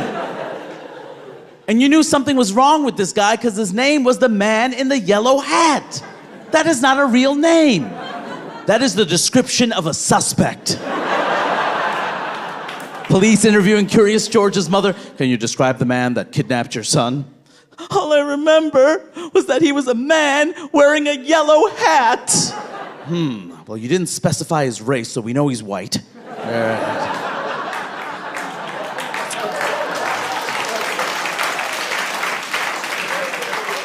And a yellow hat. Well, no way he's gonna wear the exact same thing for every book of this series. But the thing is, it wasn't just a yellow hat, man. It was yellow pants, yellow shirt, yellow tie, pointy yellow hat. You see what I'm saying? This sick was dressed like a banana. He was kidnapping monkeys while dressed like a banana. He was the John Wayne Gacy of monkey trafficking. Number 1 threat to monkeys, man in the yellow hat. Number 2 threat, of course, monkeys jumping on the bed. His one fell down and he broke his head. And apparently none of the other monkeys learned that lesson. And they kept jumping on the bed, and the corpses of monkeys went all the way to the ceiling, and it was absolutely horrific. Man, I need more adult friends, man. Shit. People would get away with crazy stuff in Chicago. Like, there was a bar called Coconut Joe's, a beach bar, nowhere near a beach. And there were like a thatched roof and tiki drinks and all that stuff. And they had this amazing, fun, and super safe thing they'd do where they'd just take a bottle of 151 and pour it all over the bar, splashing, not in just a nice line, just everywhere. Light a match, just light the whole bar on fire. And you're like, oh, yay, arson. What a good time. And they'd never warn you. Like, that's how piratey it was. And one night, there's a dude laying back against the bar like this in a tank top, and he had the most back, shoulder, and arm hair I've ever seen in my life. Like thick, like a Wookiee or a mammoth. So much hair. Like that thickness where if you took a baseball and set it on it, it wouldn't sink. It would just lay on the green right there. And he's just laying there, and sure enough, this dude's pouring the rum, and I'm like, oh, like I see it about to happen. But my throat seized up because I was so afraid. Whole thing went on fire, and so did this dude. Like, whole back and shoulders, just, and we threw a jacket on him. Thank God Chicago's always cold. There's always a pile of jackets. We grabbed 2 jackets and just covered them, right? Put them out. And I learned something horrible about myself, which is if I see someone catch fire, the first thing I do or say is not, oh no, let's help him. We should put him out. That guy's on fire, right? The first reaction that comes out of me instinctively is, wow. Oh no. Oh, is he all right?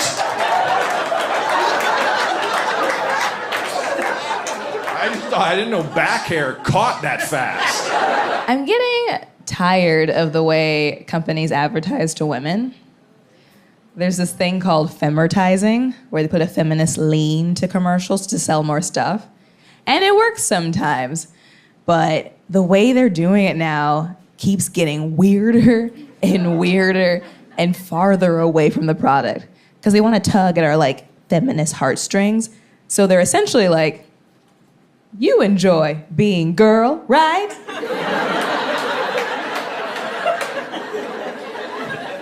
And you like that girls were able to girl before you, girl? And you want girls to be able to girl after you, girl? Then buy Friskies. What? The cat food? Was this like a joke the whole time? I try to make myself feel better by telling myself it's not a Southern accent thing, it's an American accent thing. Like the idea that any thick regional American accent can sound kind of dumb, not just this one, you know? Like if you go to the doctor to get some test results back, yeah, you don't want this accent from the doctor. I know, you don't, right? You don't. But you also don't want some meatball from the Bronx, you know, like, listen, this is what it is, you got stage 4 cancer, what are you gonna do? No, what are you going to do? I'll tell you what you're going to do. You're going to take your chemo, you're going to take your radiation, you're going to kick cancers. Actually, I do want a Bronx doctor. I take that back. That sounds pretty inspiring, actually. But like if you're on a plane in the Midwest and the pilot comes on like, okay, got a little snow system up here, just going to scooch right by there, don't you know? No whoopsie-daisies today. No, sir. Going to be a hoot. So these days, for me, it's Delta. Mostly it's because when I fly there, they call me a sky priority. And I like the sound of that. At first, it's too much. You're like, sky priority? Please, I'm a regular citizen like everyone else. One man, one vote. I never asked for anything more. Please, my father was a sky priority. But then they keep repeating it. They massage your ego with it, with little perks. Oh, right this way, sky priority. A slightly shorter line. And then you find yourself agreeing with it. Like, well, yes, of course. There's a certain ring to it after all. Sky priority. There's nothing wrong with that. My mother always said we were destined for greatness. High priority. I think I deserve a separately stanchioned entrance once in a while. Excuse me, are you staring at me? I'm going to move my bag over here. You can look in your own direction. I'm a sky priority, thank you. Well, it means that I'm a priority of these damn skies. All the airlines, they have little categories that they have to compliment you. Make you feel special because you paid too much money or you got lucky and you're in exit row or something. They have these frequent flyer programs. They've been doing these since the 1980s. And it used to start out with just gold. That was the that was what it all was 40 years ago. Congratulations, you're one of our gold members. But they had to pile on more to sound more special than that over the years. So at this point, gold status is the lowest category on any air. Gold is the worst. When they board the flight, they're like, we now welcome gold. Boo! Gold will board last in shame. Gold will be stuffed into the fuselage along with the luggage.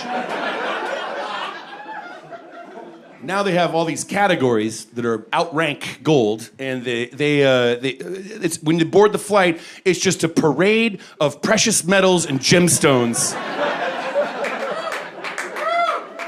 To get on the flight, when they board, they're like, "We now prepare to welcome aboard all members of the elite Sapphire Squadron.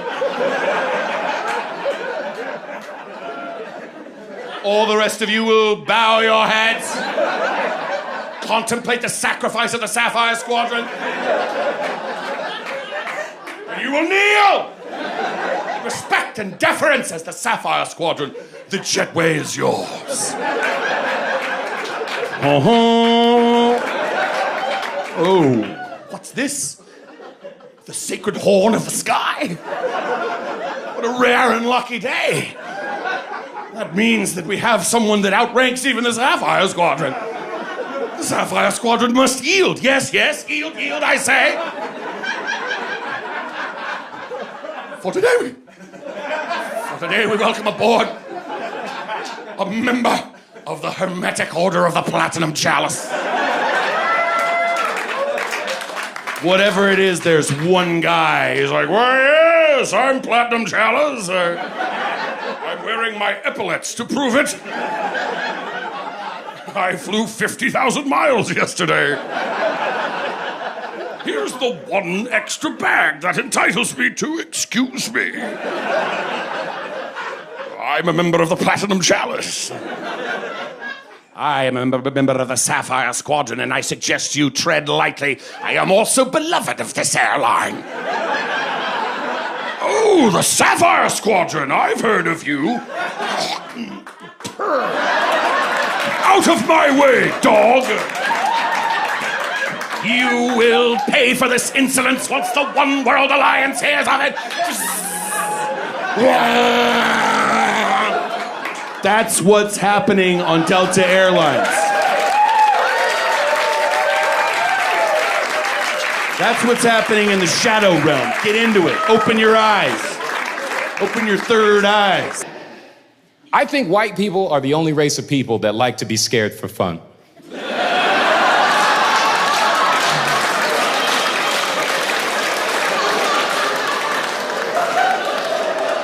Like, you feel me?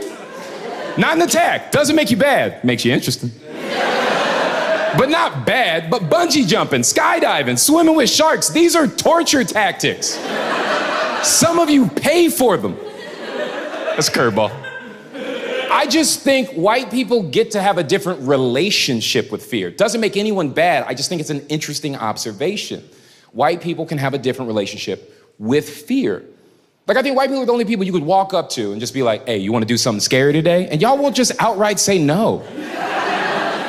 You feel me? You'll be like, "Well, what do you got in mind?"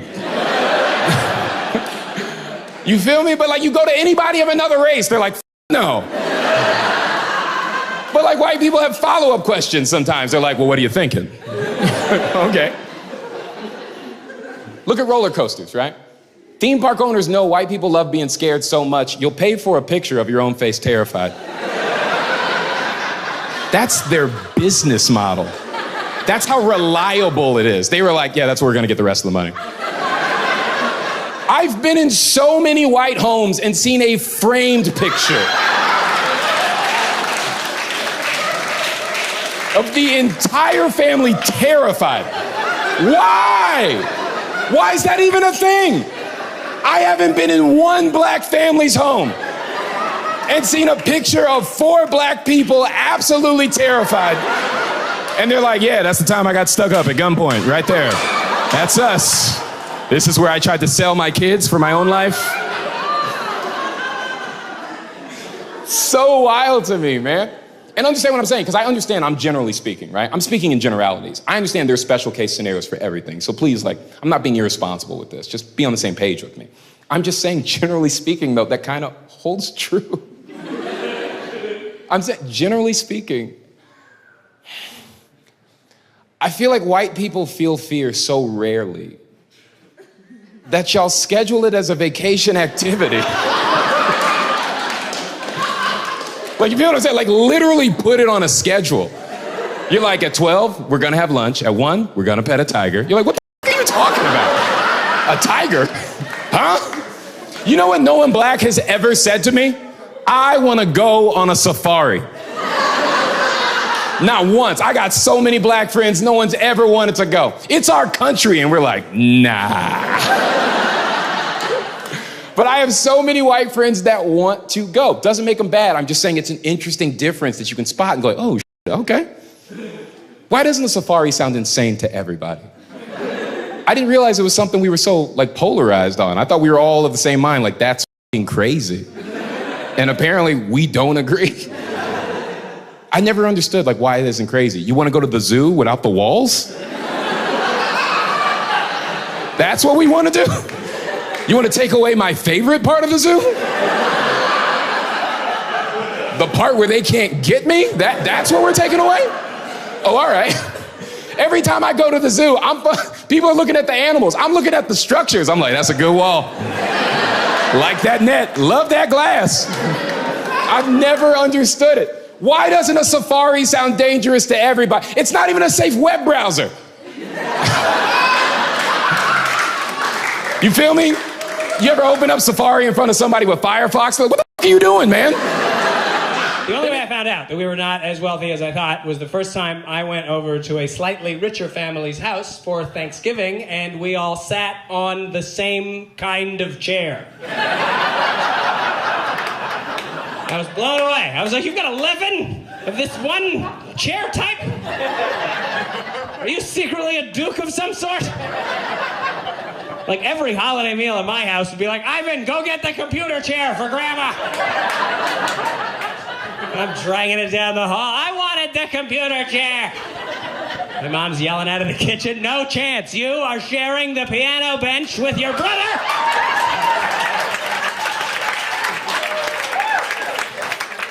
And you know it.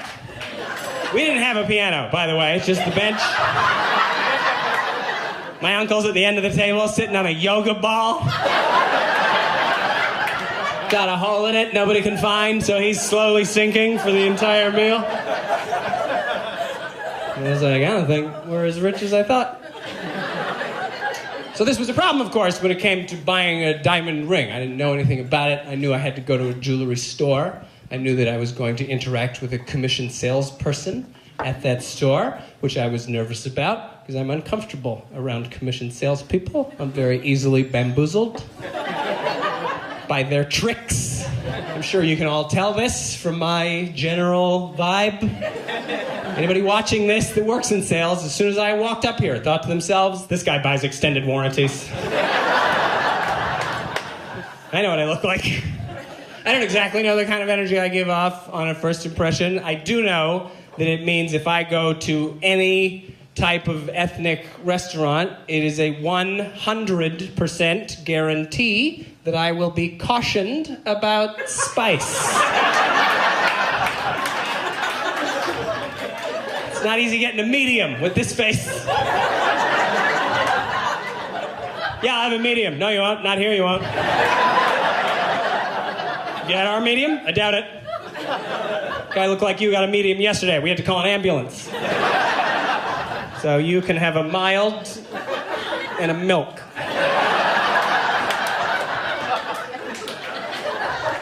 There's a lot of things I wish I knew going into this jewelry store. Number one thing I wish I knew about buying an engagement ring is you don't get to take the ring home from the store that day.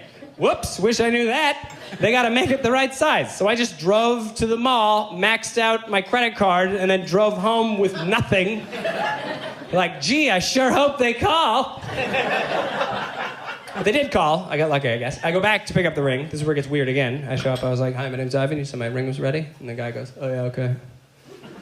Then he goes in the back, he comes out. He's got the ring in a tiny Ziploc bag, like it was evidence in a murder. And he tried to hand it to me like that. I didn't even accept it. And he goes, oh, do you need a box?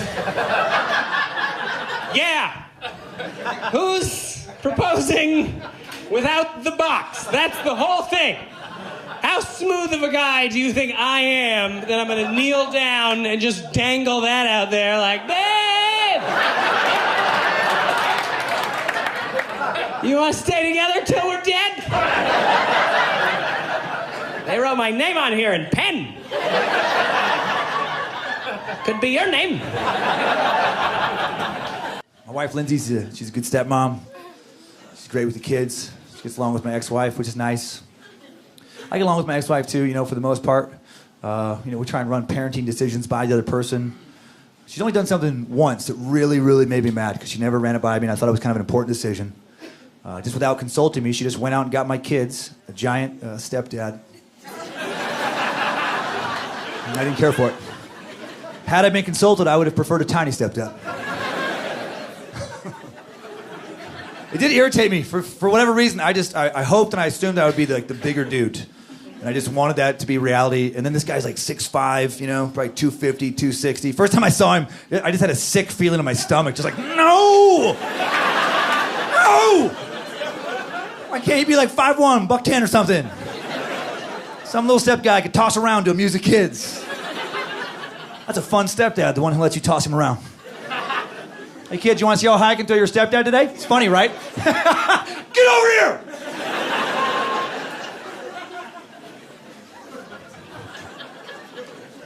Shouldn't matter. He's a good stepdad. He's nice to the kid. That's all that really matters. I don't think about him being bigger, a lot consciously, but he's definitely snuck into my subconscious. Because I'll be having weird daydreams. He'll make a cameo. I don't even know why I'm really thinking about it. So I was thinking about some little kid, playground argument. Like, yeah? Well, my dad could beat up your dad. Maybe. I don't know. He might not, if I really think about it. My stepdad could crush your dad for sure. My stepdad would destroy your dad. My dad, he'd probably have something funny to say about it. I don't know. He'd throw in a witty comment from a safe distance. Make up excuses later why he couldn't join in, I think it's every dad wants to be the alpha in the family. Like as a guy, you want to be able to protect the kids. Like if God forbid my kid's stepdad ever, did something like smacked him around, I would like to be able to smack him around without even thinking about it. Just go knock him around, see how he likes it. I want to be that kind of dad. I don't want to be the kind of dad who's like, what? Your stepdad hit you guys? Seriously, both of you? Man, that's rough. Bet that hurt. He's a big guy. He probably hits pretty hard. I'm not gonna lie, you're in a tough spot. You're gonna want to think about what you did to upset him and probably try and just do less of that. Good luck. For years, I tried to get these greeting cards on store shelves. It just never worked. I don't know why. I thought they were fun. I feel like there's kind of, meaner cards out there now, which is more my sense of humor, but maybe they just weren't ready for them. I had fun stuff like, Happy New Year's, buddy. I made a resolution to hang out with smarter, more attractive friends. You take care of yourself.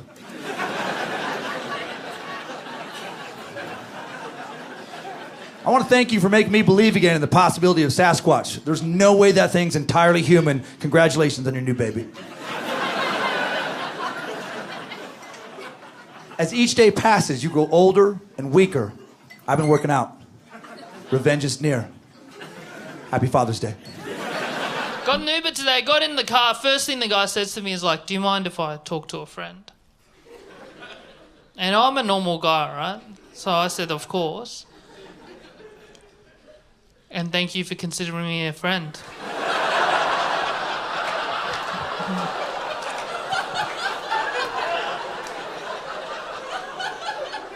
We had the best conversation. It was so good. He was speaking Urdu and I responded in English. It was a beautiful cultural exchange. He kept doing this. I'm like, that must be a cultural gesture. So I did this. Thank you. But no, I'm good. I've been doing well. I've been cooking a lot. So good. I learned to cook online, right? But I think it's so special that recipes that used to be passed down from generation to generation. I think that's so special. So I got to tell my kids that my grandfather passed me down Jamie Oliver's superfood pasta. Tell them that Jamie Oliver's a province in China. We're from the Jamie people. I've been cooking, I've been eating at other people's houses. diversify the portfolio, you know. I was at a friend's house eating dinner, and he cooked this lamb shoulder, and it took him 2 days to cook this lamb shoulder, and he was bragging about it. I didn't even know that was something you could brag about, like the amount of time it took you to prepare the meal. But I found it to be quite a good excuse to serve my guests leftovers. Oh, this is a 24-hour stir fry. This pizza's been dry aged for 7 days. Good stuff. I love food. I am a foodie. Guilty. Love food. I love coffee as well. Big coffee head. A couple of fans of coffee. Nice. I love coffee, but I reckon coffee culture's gone nuts. You know what I mean? Like, it's gone too far. Because there's coffee places everywhere. Like, I saw a coffee place in a rock climbing gym. Oh, surely that's too far. Yeah. There's a coffee place at my local library. I saw a woman order a triple shot latte. I'm like, what book are you trying to read? Must be pretty tough. Anyway, I was getting a coffee from my mechanics, and mechanics are like the last profession that there's no regular retail price, right? There's no sign behind them telling you how much it's going to cost. You can't just Google how much a service is, right? It's just numbers swirling around in their mind. Only they know on any given day how much they're going to fleece you. I don't know if you can tell this just by looking at me, but I'm not a pushover. That's not a funny bit. Got a great deal out of this guy. 2 tyres, $7,000. So he did upsell me though. I reckon he upsold me. I don't think I needed the second tyre. I just went in for a latte. This mechanic, he kept saying the word roughly, right? He's like, it's roughly quite a big job. It's roughly going to take 1 to 2 days. Like, he kept saying the word roughly, and he got so in the habit of saying it that he started saying it when he was asking for my details. He was like, roughly, what's your phone number? I'm like, if you want a ballpark, it's about $500 million.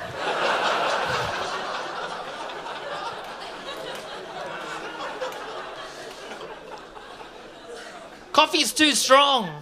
This stuff, it's too strong. You know what I mean? I remember back in the day, coffee used to be nice. You could drink coffee in the morning and go to sleep the same night. Like, you could even drink it at night time. Like, you could whip up a Blend 43, watch a couple of episodes, and then sink into the night, you know? Nowadays, I have a sip of coffee and I get anxiety and diarrhea. I see my barista and my guts flinch. Having a panic attack in the coffee store, I don't know. There's no drink that's as relaxing as coffee gets you G'd up. Someone's trying to tell me that it was chamomile tea, but chamomile tea sucks. Chamomile tea tastes like if water got wet.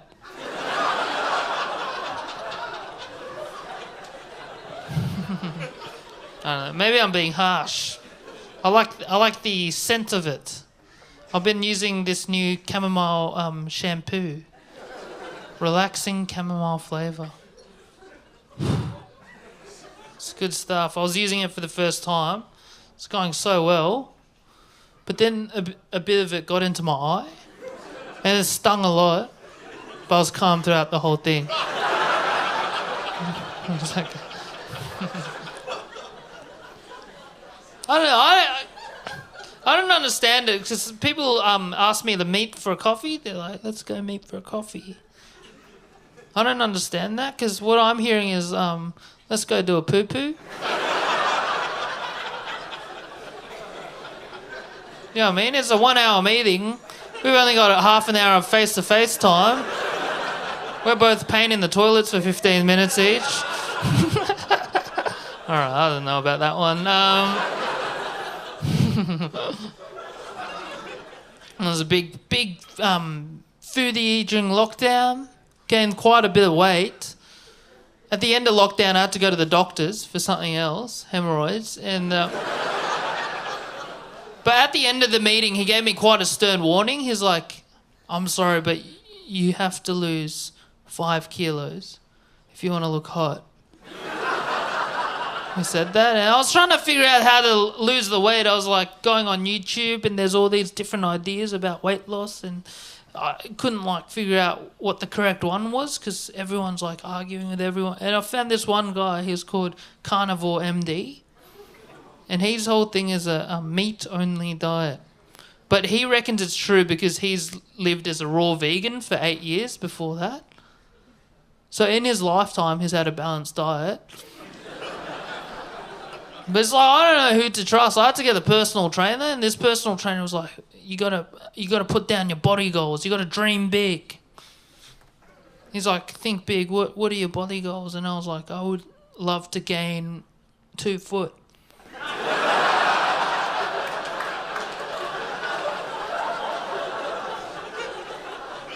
My dream to be 5'5". I'm good. I'm doing well. It's New Year, new me. Yeah. It's Chinese New Year. You don't hear about a lot of Chinese New Year resolutions. Hey? Like, I'm gonna set off more firecrackers this year. As Chinese New Year just passed, Year of the Tiger. I like the zodiacs in the Chinese New Year. You know how they have all those different zodiacs? Anyone celebrate Chinese New Year? Oh, you do? Are you Chinese or other? Other. Welcome. I'm mucking about. I like the zodiacs, but I think some of them, they sound quite offensive in the Western context. Like, I remember when my dad was introducing, like, our family to other people, and he'd tell other people our zodiacs. It sounds so rude. He'd be like, my wife's a pig. My daughter's a dog. And my son's a rat, you know. Anyway, they're all born in the year of the horse, so... It was meant to be a good year, the year of the tiger. It was meant to be a hot one. It was not off to a good start for me. Off to a terrible start, actually.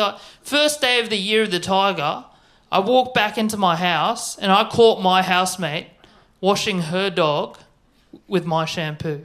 I couldn't believe it. It was this relaxing chamomile stuff. It was good stuff. It was expensive. Like, it's the best one at the 7-Eleven. And on the side of the label, it was like vegan, organic, no animal testing. I had to call them up. I'm like, it's been tested. He really likes it, you know. He used so much of the shampoo, this guy, you know. I don't know if you know this, but dogs, they got a lot of hair. If you don't believe me, think about this. They got bodies. They don't use body wash. It's all shampoo, you know? You'd be wasting your time making a body wash for dogs. They only service this section. You know how they got that shaved bit? Some of you don't know about dog anatomy, but Oh, I don't enjoy the bank. I hate going to the bank. I'm always in a rush when I go to the bank. I'm never prepared either. I never have one of those checking deposit slips on me. I have to fill it out there. You start filling it out, you see someone else walk in the bank, you have that little anxiety attack. You're like, oh, man. No, drop the pen. No, drop it, no. Drop the pen, lady! No, I'm not gonna be last in line because I'm having a problem spelling 13, okay? I hate being the only one in the bank, too. That sucks. You still gotta walk through the ropes. How smart do you feel then, right? Hey! Yeah, hi. Go around, okay, all right. I'm gonna make a deposit when I get to the front area. That's what I'll talk to you in a minute. This is, all right, yeah. They should have a guy handing out cups of water. All right, thank you. All right, good. There better be a hunk of cheese at the end of this maze, I'll tell you that much.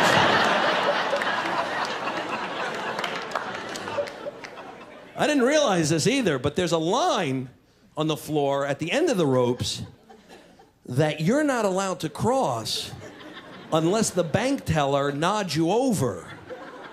If you've ever walked right up to them, they freak out, right? Hey, how you doing? Sir, get back!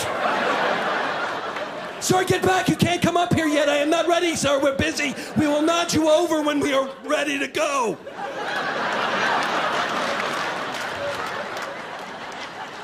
It's even worse at the airport. When you go to the airport, there's like 1 million ticket agents lined up for like a quarter-mile long. I don't like being the next on line there. There's way too much pressure there. Everybody's pumped up. They're all going on vacation. They're all looking at you. Hey, man, you're next. Yeah, I know I'm next. Shut the hell up. I know. You're all worried. Got my luggage. You're all ready. I know where it's going, right? And the ticket agent people are very impatient, right? Next, I'll take the next person. Sir, you're next. Right over here. Sir, I will take you right over here, sir. Sir, right over here. Okay, I don't freaking see you. I don't know where you are. I don't know where you are. Everybody's pointing. It's over there. It's go there. I don't even know. Where do I go? What's over the other side. Sorry, I didn't know. I don't know. I don't know where to go. Sir, I'm looking right at you. Okay, that's not helping me.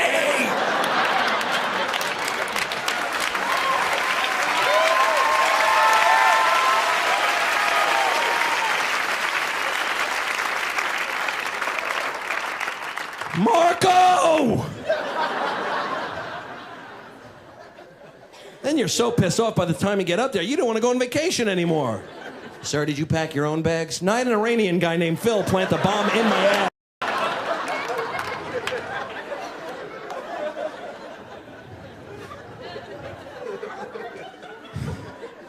I love the questions at the airport because they make you feel real intelligent. Sir, do you know what's in your luggage?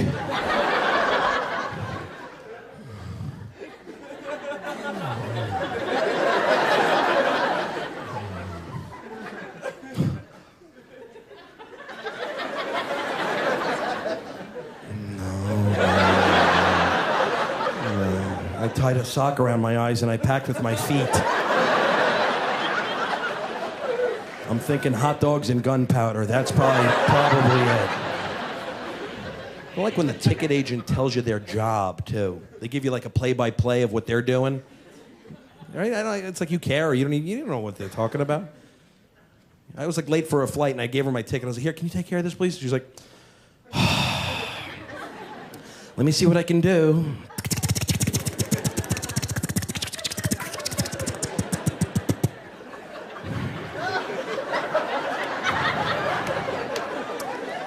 Okay, your ticket is a code fare basis red.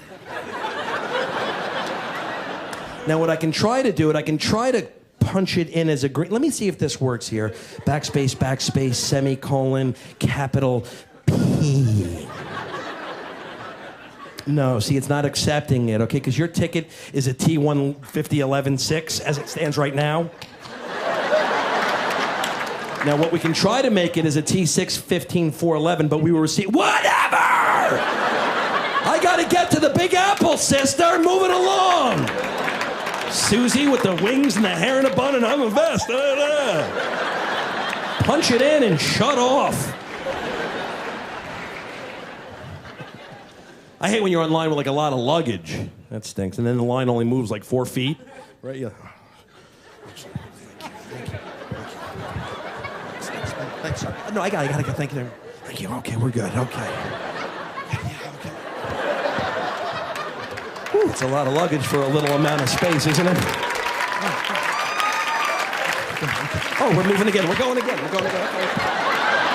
My new fear, now that COVID has subsided, is being pushed onto the subway tracks. I don't know if you guys get our news here in Nashville, you know? The Nashville Tribune or the Nashville Inquisitor. I'm not sure what your paper is called. But we're pushing each other on the subway tracks. And the big problem is you don't know who's going to push you. If it was one person, we could strategize around that individual. But it could be anybody. And I'll tell you what the answer isn't. Asking each person on the platform if they're thinking about pushing. Because I saw a guy who looked suspicious and I said, sir, you don't look right. Are you thinking about pushing? He goes, I wasn't before you mentioned it. But to be honest, now that you brought it up, it sounds like it might be refreshing. Yeah, guys, it's pushing season. So I just assumed I'm getting pushed, you know.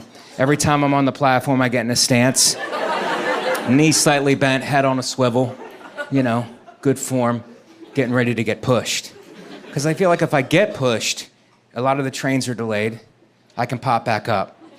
Now I'm in that guy's head, you know? So no one talks about the pop-up. You're ready to get pushed, and you get pushed, and you pop back up. It shows that guy I'm resilient, right? He's just gonna push me in front of a train, dog. Am I relating to some of the younger people that way? Maybe, should I say dog at the end of the jokes? It's just, I'm trying to relate to the Gen Zs. So I'm on the platform, knees slightly bent, head on a swivel, ready to get pushed. I see a guy I know, he's a waiter at one of the clubs I work. I go, hey man, what's up? How was your pandemic? He goes, pretty good. I go, are you going back to work soon? He goes, I don't do that anymore. I sell Bitcoin now. He goes, do you know what Bitcoin is? I go, I don't think anyone actually knows what Bitcoin is. He goes, well, let me explain it to you. And about 5 minutes into the explanation, I was like, I'd rather you just push me onto the tracks.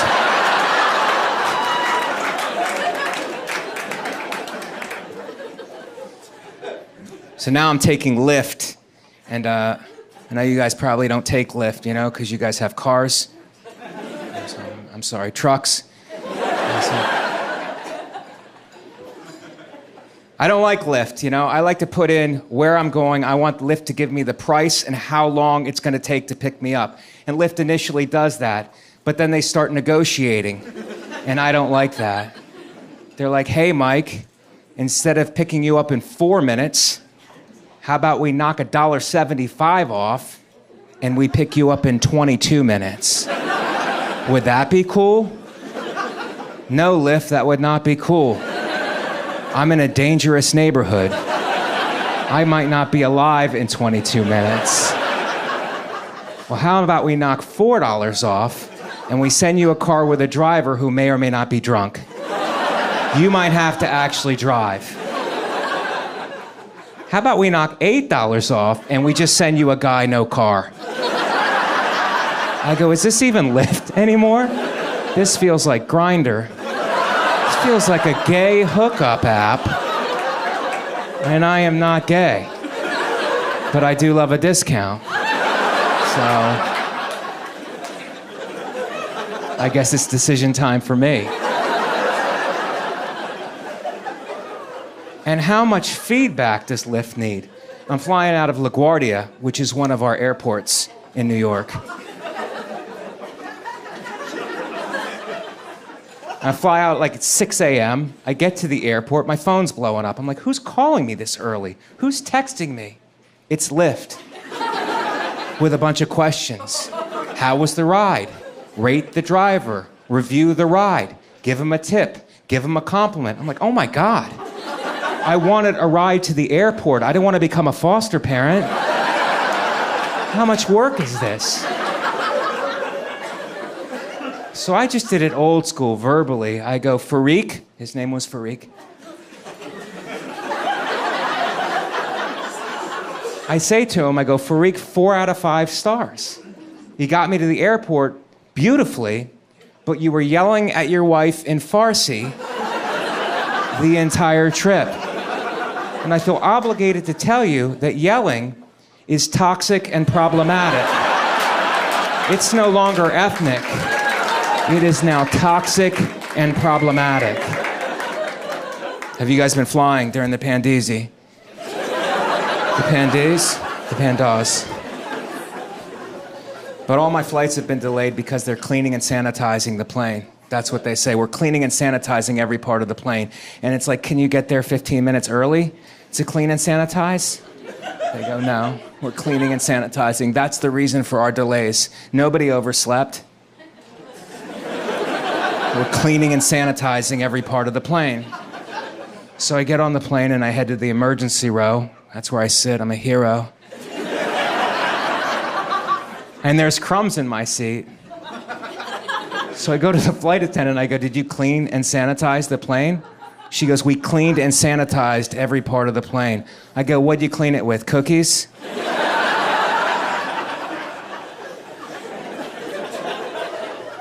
And then I was gonna ask for seat reassignment. If you're not comfortable in the emergency row, you guys know that you can do that. You can ask for a seat reassignment. But have you ever asked for seat reassignment? They get real mad. You get more support asking for gender reassignment than you do for seat reassignment. I don't want you to think that I don't follow the rules. I do follow the rules. My problem is when someone is trying to exert power over me. I don't like that. If it's just the rules, I'll follow them. But when someone's trying to exert power, I buck. Example, I'm flying out of John F. Kennedy Airport. It's one of the airports we have in New York.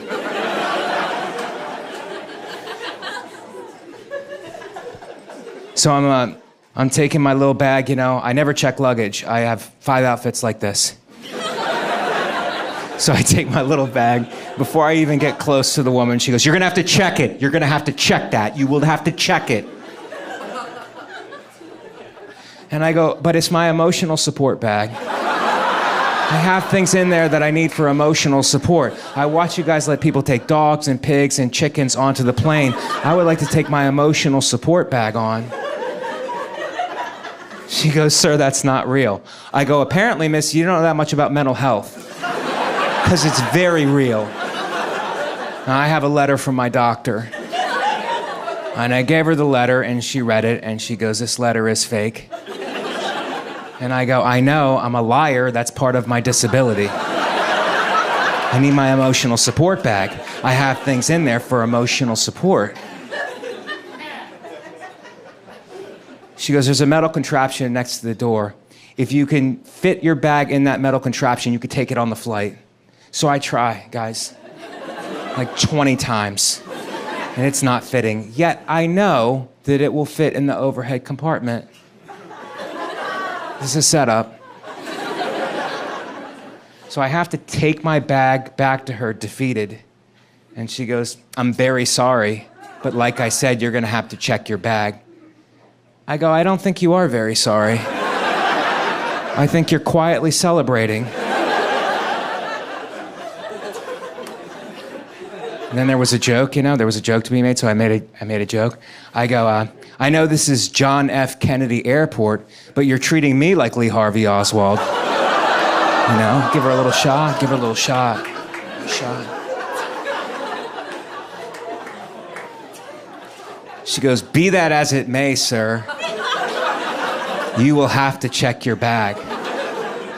I go, it's not even my bag. A stranger asked me to bring it onto the flight. And I'm trying to do somebody a solid. And this is what kindness gets at John F. Kennedy Airport?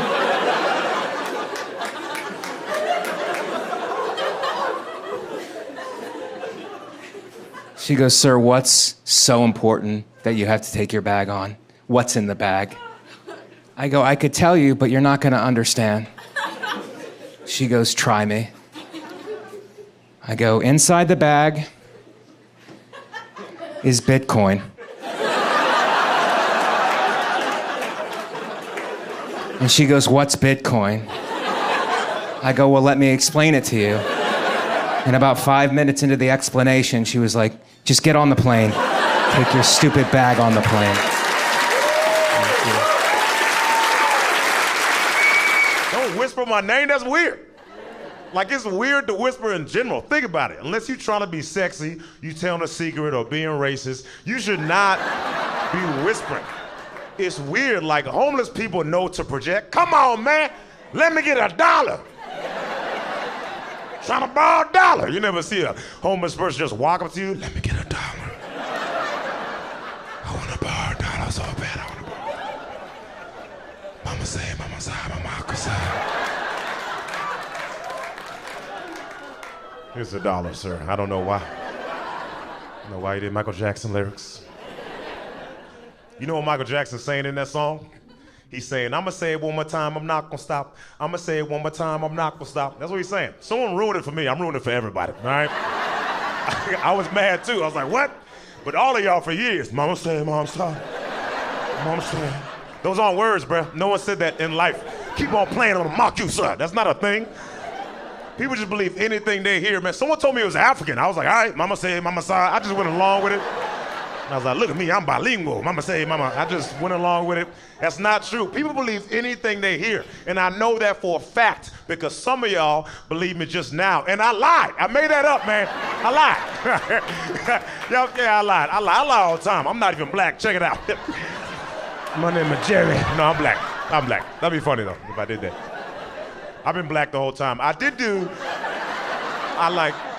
like a 23andMe and said I was 13% Irish. I was like, what? Where'd that come from? Are you serious? That's weird, you know? I do lie. I do, but I'm not a liar, okay? I do regular lies. You know, I'll say stuff like on my way, or if I'm on a plane in emergency exit row and the flight attendant's like, hey, are you willing and able to sacrifice your life for a bunch of strangers? I'm like, yeah, I'm lying. I'm lying. I just want to do this. I'm not about to sacrifice nothing. I want leg room. I'm not about to sit all the way in the back. People scooting their booty past my neck. Excuse me, sorry. I'm so sorry. I just got to get the row, 87. I'm sorry. I'm so sorry. Oh, did I pass it? Okay, here I go. Here's my booty again, stranger. Here's my booty. You ever come back from the restroom on a plane and someone's going to the restroom and you're like, oh, there's no room at all. Like, somebody about to take it to the face. I don't know which side I'm gonna give them, but didn't you skip me a line earlier? You know, you gotta pick and choose who you do it to. But, yeah, man. Planes are weird, man. They got like, I don't understand why the seats have flotation devices. Like, all of them have flotation devices, but not parachutes, right? Because we're flying over mostly not water. So why are these, they just have flotation devices. I'm bringing a parachute. Next time I go on the plane, I'm bringing another bag. They're like, why you got another bag? Don't worry about me, player. Don't worry about me. People gonna start freaking out. It's turbulence. It's turbulence. They're gonna look at me, why aren't you freaking out? I'm like, don't worry about why I'm not freaking out. Where's Mercy X row? Is it over here? Let me see where's the Mercy at. Oh, man. But yeah, man, good to be alive. So, man. So, yeah, my mom named me Preacher. She called me Preacher. I didn't think of it. People think I thought of it. I didn't. When I was 2 weeks old, a bunch of people kept telling my mom, they're like, when he gets older, he's gonna be a preacher. He's gonna be a pastor. That's what they seen in me at 2 weeks old. I don't know what I was saying. At 2 weeks old, to give the impression I was gonna be a, what could I say? Goo goo gaga, goo, can I get a wire? You know, I don't know if I was changing my mom's milk into wine. I don't remember, you know, but I'll tell people my name is Preacher. Everyone hears Preacher, and they're like, there's no way he just said Preacher. So they start to think of different names on their own. They're like, what's your name? I'm like, Preacher. They're like, Richard? I'm like, nope. Clearly started with a P. They're like, Preston? And I'm like, I'm black, okay? You know my name isn't Preston. There's no such thing as a Black Preston. And if there is one, there's one, and it's probably called Black Preston, because that's how it works. I don't make the rules. That's like a white dude named Jamal. He white Jamal. Everybody know that. People get mad at my name. Are you an actual pastor? No, I'm not a pastor. Well, I'm not calling you that. Well, why would I call you that if you're not even... All right, don't call me that then, but I got news for you. You know Jesus? He ain't actually Jesus, okay? Dr. Dre, not a doctor. Surprise. Everybody knows that The Rock is a human. I don't know why we're doing this.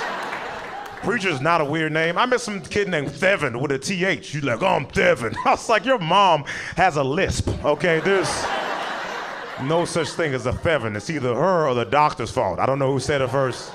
What's his name? Thevin. How many pounds do you weigh? Thevin. You don't see the coincidence? I don't want to go to hell. I want to go to Thevin. Like, clearly, she got braces. You can tell that she spit when she talked, because I used to have braces. It flies out your mouth. You can't help it, you know? You be like, what's up, you know? People get mad at you. I was looking at something earlier. I can't help it. I got braces, you know? Speaking of braces, anybody ever been to London? Because they don't believe in those. That's not a myth. I thought that was a myth, bro. All of them just all look like they inhale grenades at the same time. Like they don't need can openers down there. You understand? Like they just all look like Nigel Thornberry. But I had braces. I had Invisalign braces, which are, because my teeth were jacked up. I mean, I had a regular amount of jacked up. Like, I had gaps. Like, one time, I was eating cereal, and my spoon was missing. I was like, wait a second. This is the third time, so I decided to get some braces. I got Invisalign braces, which are great, because you can't see them, but then you had some people that had regular braces growing up. They get mad at me as if I invented Invisalign braces. Like, you didn't go through the struggle. My lips were bleeding. Nobody cares, bruh. If you had braces growing up, you probably had money, so I don't feel bad for you looking weird at 11. You're supposed to. I just stopped looking like a Pokemon 3 years ago. Let me be happy, man. People trying to catch me. I choose you, preacher choose. Leave me alone. I'm trying to live my life. You guys laughed at that, but you honestly should have laughed harder. But whatever, it's fine. It's cool. Just gonna ruin my special. That was hilarious, man. You ever see a meme and you're laughing, you're like dying laughing at it. Then you show your friend, they're not laughing. That's how I felt just now. When y'all done laugh at my joke. And I just tried so hard. None of y'all give me the $20, sir. I would never kill myself. I think about it every day. But I'm not gonna, you know. That was dark. Speaking of dark, I'm black. You know, like, I am. I'm black. My whole body's black. Y'all notice that? Except this part. Ain't that weird? This is weird. This is not black. This is very weird. I remember as a kid that like they would ask me questions like, why are you white on one side, black on the other? I was like, I don't know. I guess I didn't fully hit my growth spurt. I don't know why it works out though. Anytime I get pulled over, hey officer, I was.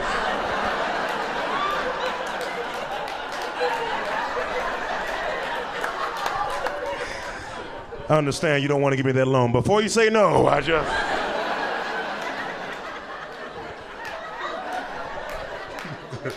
No, it just comes in handy. So, that was stupid. That's what it deserved. I was born in Portland, Oregon. That's where I was born. So I think that's where I got it.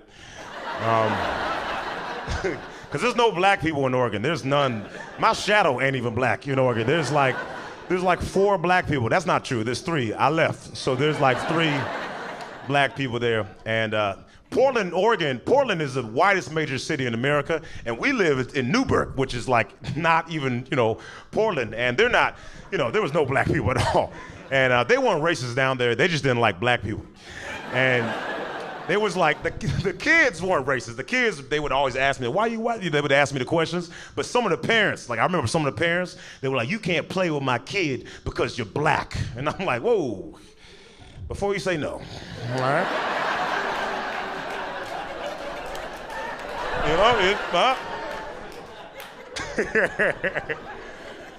But I was already a weird kid. I was already weird because I had like ADHD, A, B, C, D, E. I had it, I'll be talking about something like squirrel, threw me off, A lot of people think HGTV isn't real, and that's because they don't experience it. So they're like, oh, I think you might be hyper. And I am hyper. They tried to put me on medication when I was a kid. My mom was like, he'll grow out of it. She was wrong. I did not. I grew into it, baby. Became a comedian. But yeah, I was a weird kid, man. I wasn't like I collect rocks. I wasn't like that. I just, I was just kind of like, I don't got a favorite color,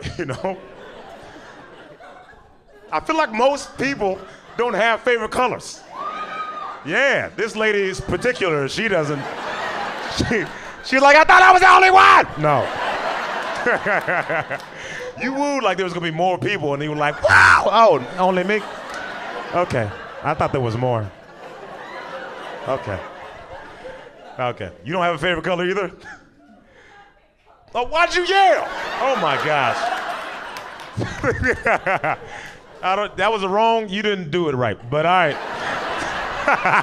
What's your favorite color? Green? Okay, cool. Earth lady. Okay, we get it.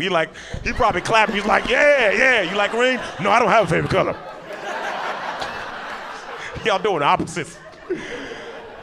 Now, this is what I feel like. I feel like it depends. What is it for, Because I like wearing yellow because yellow goes good with chocolate. But I'm not about to have a yellow car, Like if you have a yellow car, you got a Lamborghini or a discount. You didn't do that on purpose.